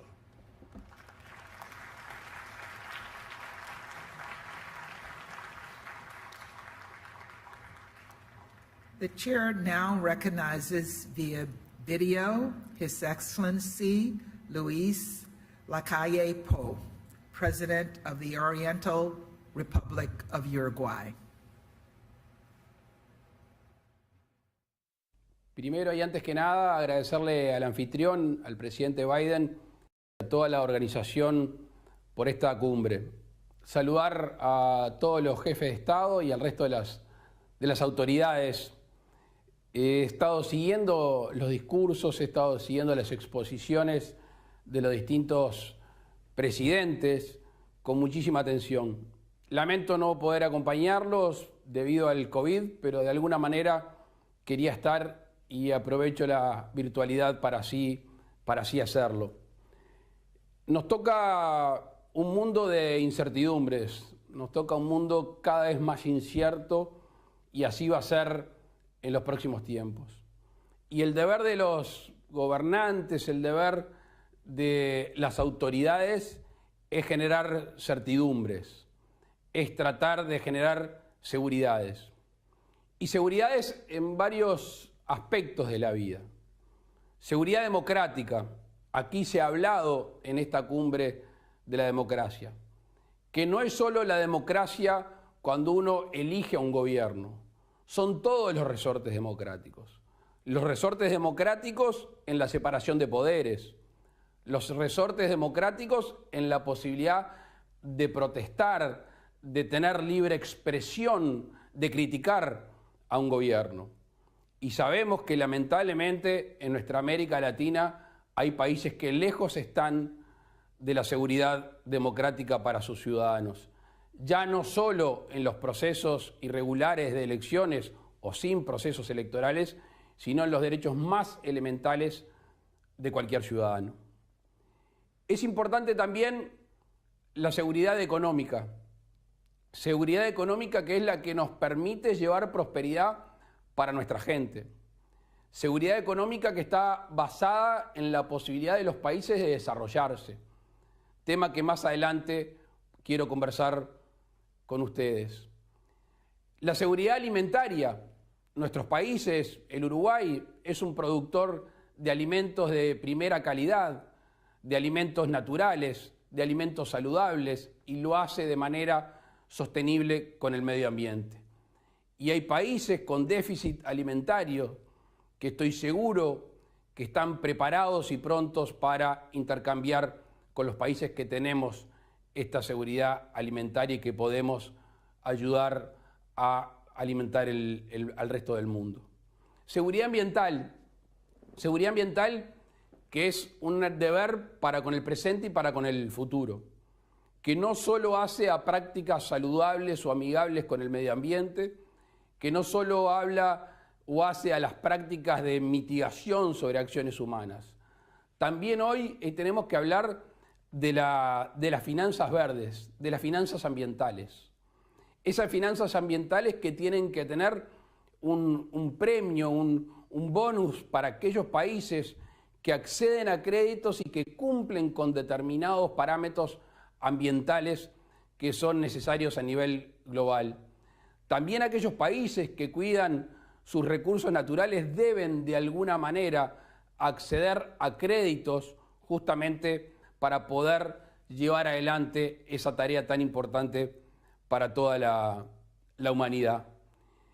Nosotros llegamos a esta cumbre, como hemos ido a las demás, apostando a la multilateralidad, apostando también a las relaciones bilaterales. Uruguay llega con una firme convicción de un mundo más abierto.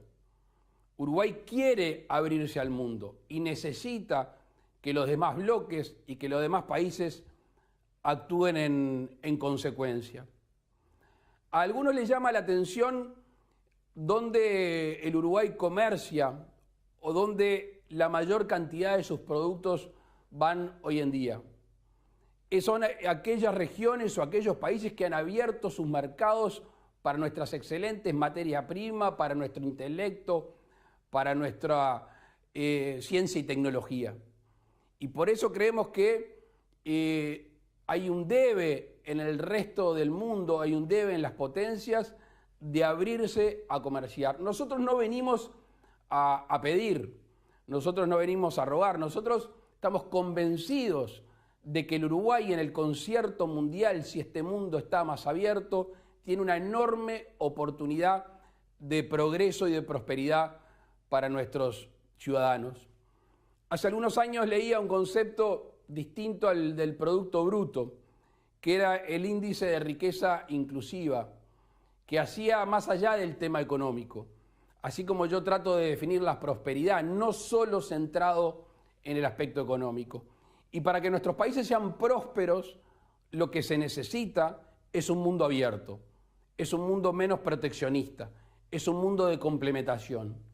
Y por eso, agradeciéndole una vez más al anfitrión y a los organizadores, saludando a nuestros colegas, esperemos que todo lo bueno dicho en estos días, que todas las buenas intenciones por muchos esgrimidas se lleven a la realidad.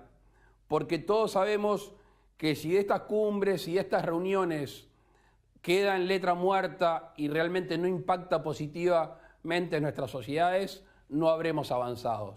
Saben entonces que pueden contar con Uruguay, un país con los brazos abiertos a todo el mundo y a todos los hermanos de América. Muchísimas gracias.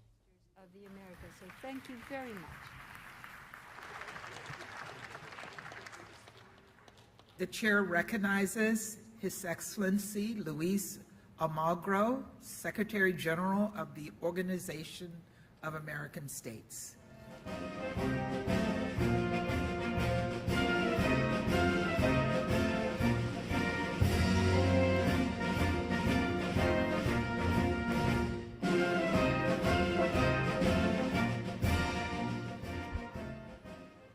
Presidents, Prime Ministers, colleagues, ambassadors, it is truly an honor to be here with you, all of us together in the same room at last.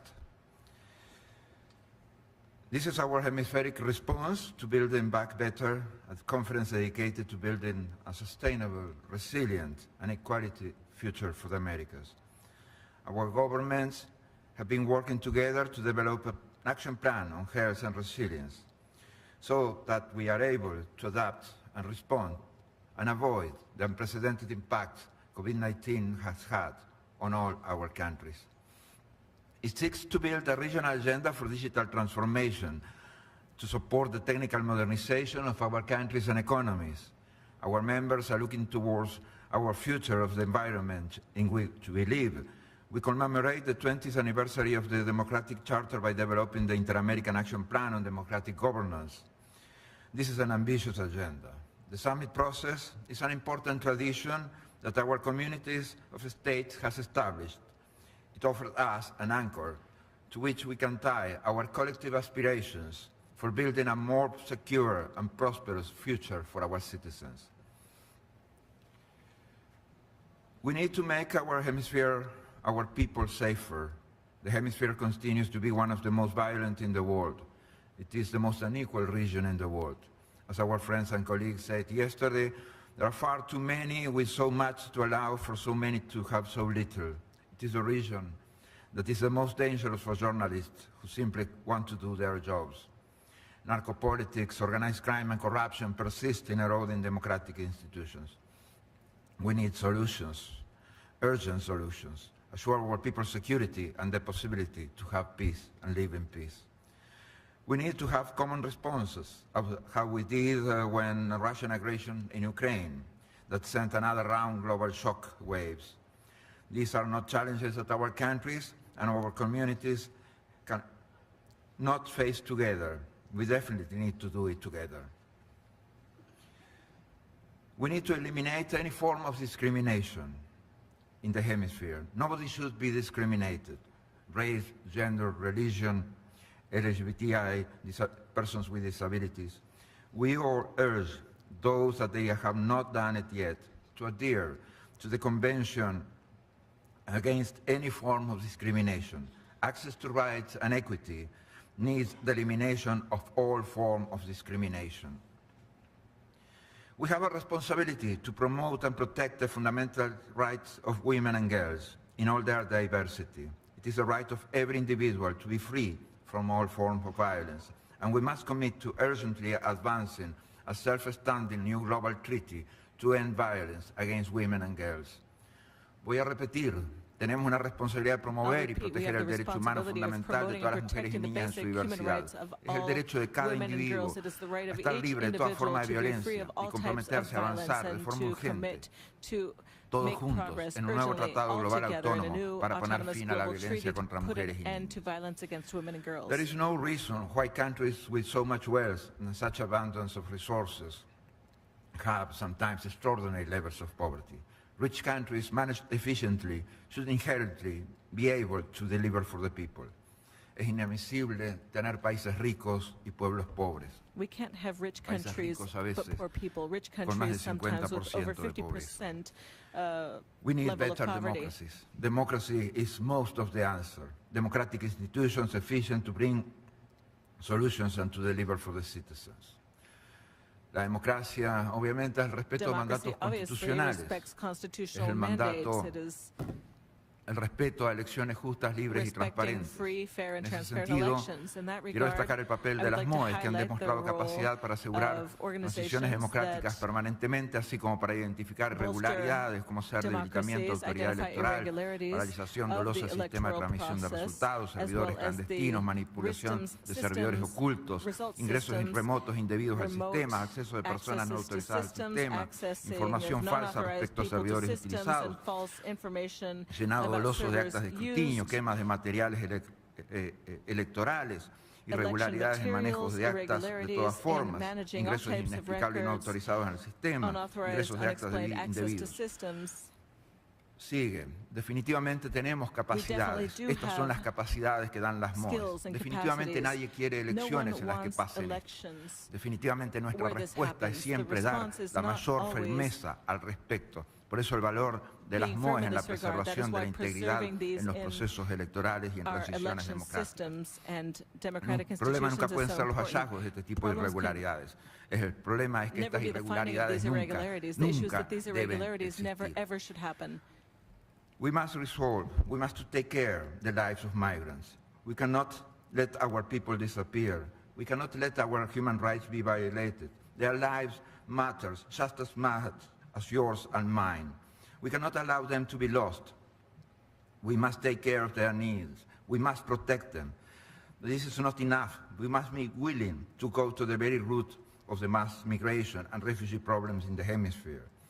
My recognition to President Duque, President Lasso, and Abinader for real solutions for migrants. Definitely, we need to address the issue of climate change. Should be especially addressed. It's too costly for many of us. We are the first border. CARICOM countries are the first border. Caribbean countries are the first border. Central American countries are the first border in the fight against climate change. We suffer devastation year after year when the hurricane season. We must equip ourselves to tackle the ever-urgent climate crisis, a task that will require the investment of significant new resources. Climate change has brought with a high cost. Mitigation and adaptation have a price. We need this price to come from the international sources, from international financial institutions, from international financial resources. It is unfair that the victims pay the price and the profits go to others. Definitivamente tenemos que condenar cualquier guerra de agresión. La invasión Rusia a Ucrania definitivamente debe ser repudiada por todos. Y además decir que no necesitamos más armas en esta región y no necesitamos potencia de fuera de la región, desestabilizando o apoyando militarmente dictaduras. Necesitamos un nuevo nivel de asociación, a new level of partnership. It's time to build a common partnership among democracies in the hemisphere. This needs to be a new kind of partnership. It needs to deepen trade, increase cooperation, bring greater investment.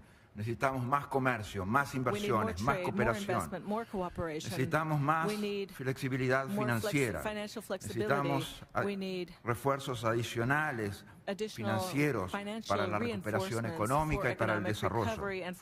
Necesitamos que se tengan especialmente en cuenta las necesidades y requerimientos de los países de ingreso medio. Necesitamos que se tomen especialmente en cuenta y consideración las demandas formuladas por los países del CARICOM al respecto hoy aquí.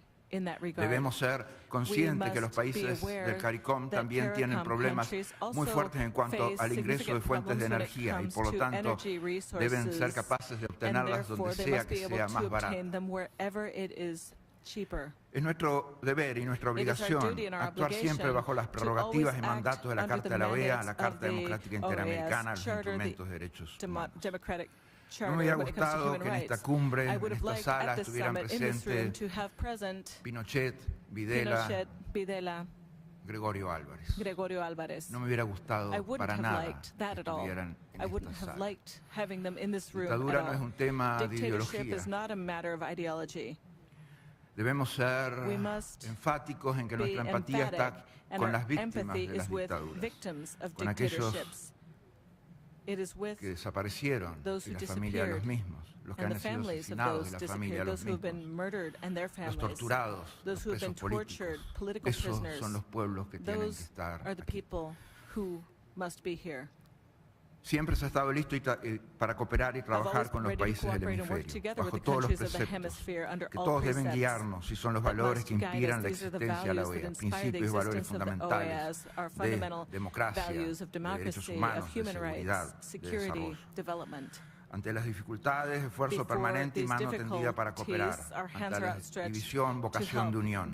Ante las dictaduras, la firmeza de siempre. De sus voceros, convicción democrática. Ante todo, paz y democracia para las naciones de nuestro hemisferio. Fundamentalmente, más derechos para más gente.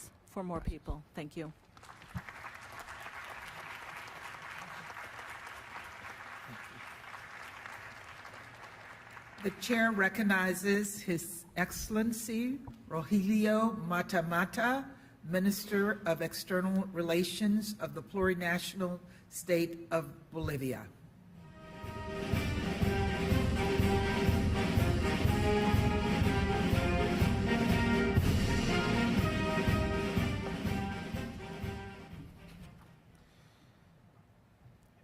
Jefas y jefes de Estado y de Gobierno, ministras y ministros de Relaciones Exteriores, jefes y jefas de delegación, todas y todos reciban el saludo del presidente del Estado Plurinacional de Bolivia, Luis Alberto Arce Catacora, que no está en este evento porque no están todos los países.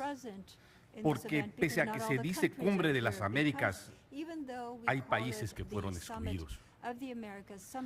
Es una lástima que en un espacio de integración continental como esta cumbre haya dejado de ser un punto de encuentro para todos los países de América.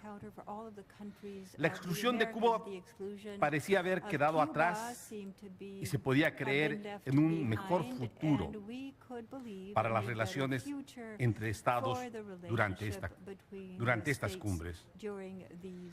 Sin embargo, en una vuelta a un pasado gris, el número de países que no fueron convocados a participar en este evento se eleva a 3. Con su ausencia, perdemos todos la oportunidad de discutir y de entendernos en medio de nuestras diferencias. Bolivia demanda respeto y reclama el principio de no intervención en los asuntos internos de los estados. Consideramos hoy oportuno recordar el postulado fundamental de la Carta de la Organización de los Estados Americanos, que expresa que cada país, cada nación tiene el derecho a elegir sin injerencias externas su sistema político, económico y social y a organizarse en la forma que más le convenga. Y tiene el deber de no intervenir en los asuntos de otro Estado. Rechazamos lo que pasa en nuestra casa.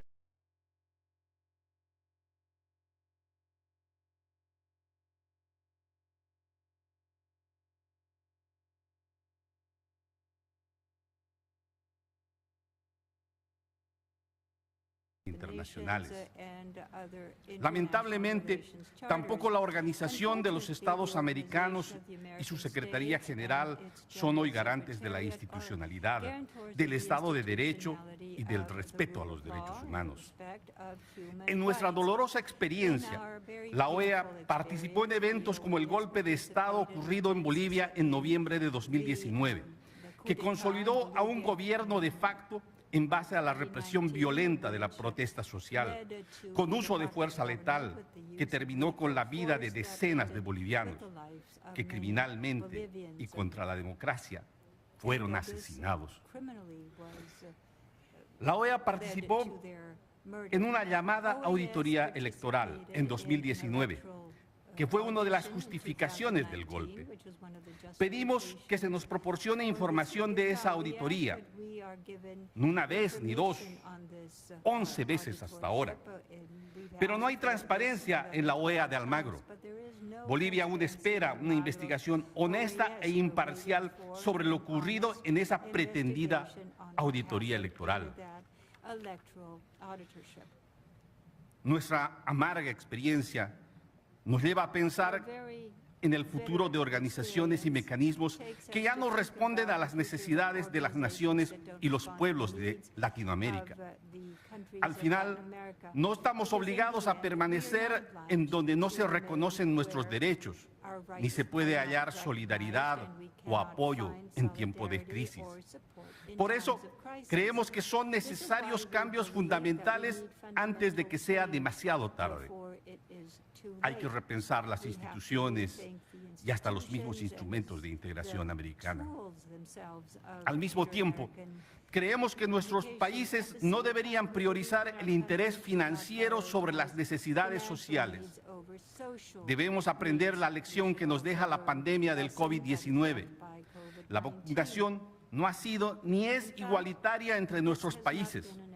Algunos aún luchan por vacunar a su población. En medio de esta inequidad, el presidente Arce pidió en la Asamblea General de las Naciones Unidas de septiembre pasado que las transnacionales farmacéuticas liberen sus patentes y compartan sus conocimientos y tecnología. También queremos reivindicar hoy nuestra propuesta de ciudadanía universal, aquí en Los Ángeles, ciudad emblemática para la migración latina. Desde aquí, mandamos un abrazo a toda la migración latina, en especial a la migración boliviana. Esperamos su regreso, siempre con los brazos abiertos. Rechazamos toda forma de racismo y discriminación. Rechazamos la construcción de muros que nos separen. Si nuestros anfitriones tienen de verdad ganas de cooperar con nuestros pueblos, podrían comenzar dando a nuestros migrantes un trato digno. Vivimos un presente peligroso. El cambio climático y las crisis políticas y militares en todo el mundo están deteriorando la existencia de millones de seres humanos. El hambre es una catástrofe que crece cada día. Y en esta situación, los países de nuestro continente no podemos esperar ya el Salvador que promete guiarnos fuera de la crisis. Los superhéroes no existen. La deforestación y los desastres climáticos, sí. Es decir, la búsqueda de soluciones ya no requiere discursos. Necesitamos trabajar unidos, sin reservas, para resolver cómo vacunamos a nuestros niños y les damos el futuro que merecen. La salud y la educación que prometen nuestras cartas magnas por todo este continente. Las actitudes sectarias no van a detener la muerte de los glaciares andinos ni a reforestar la Amazonía. Las promesas no limpian el aire o el agua de los océanos que nos rodean. Es hora de hacer algo sin miedo, mirándonos a los ojos. Por ello, Bolivia insiste en proponer el multilateralismo para procurar la paz entre los pueblos y poner freno a las arbitrariedades y a los desastres que padecemos. Quiero finalizar mi intervención pidiendo nuevamente, a nombre del gobierno y del pueblo boliviano, que los procesos de integración se desarrollen sin exclusiones y que el respeto al derecho ajeno y la complementariedad sea la base de una convivencia en la que encontremos soluciones para muchos de nuestros problemas comunes. Gracias.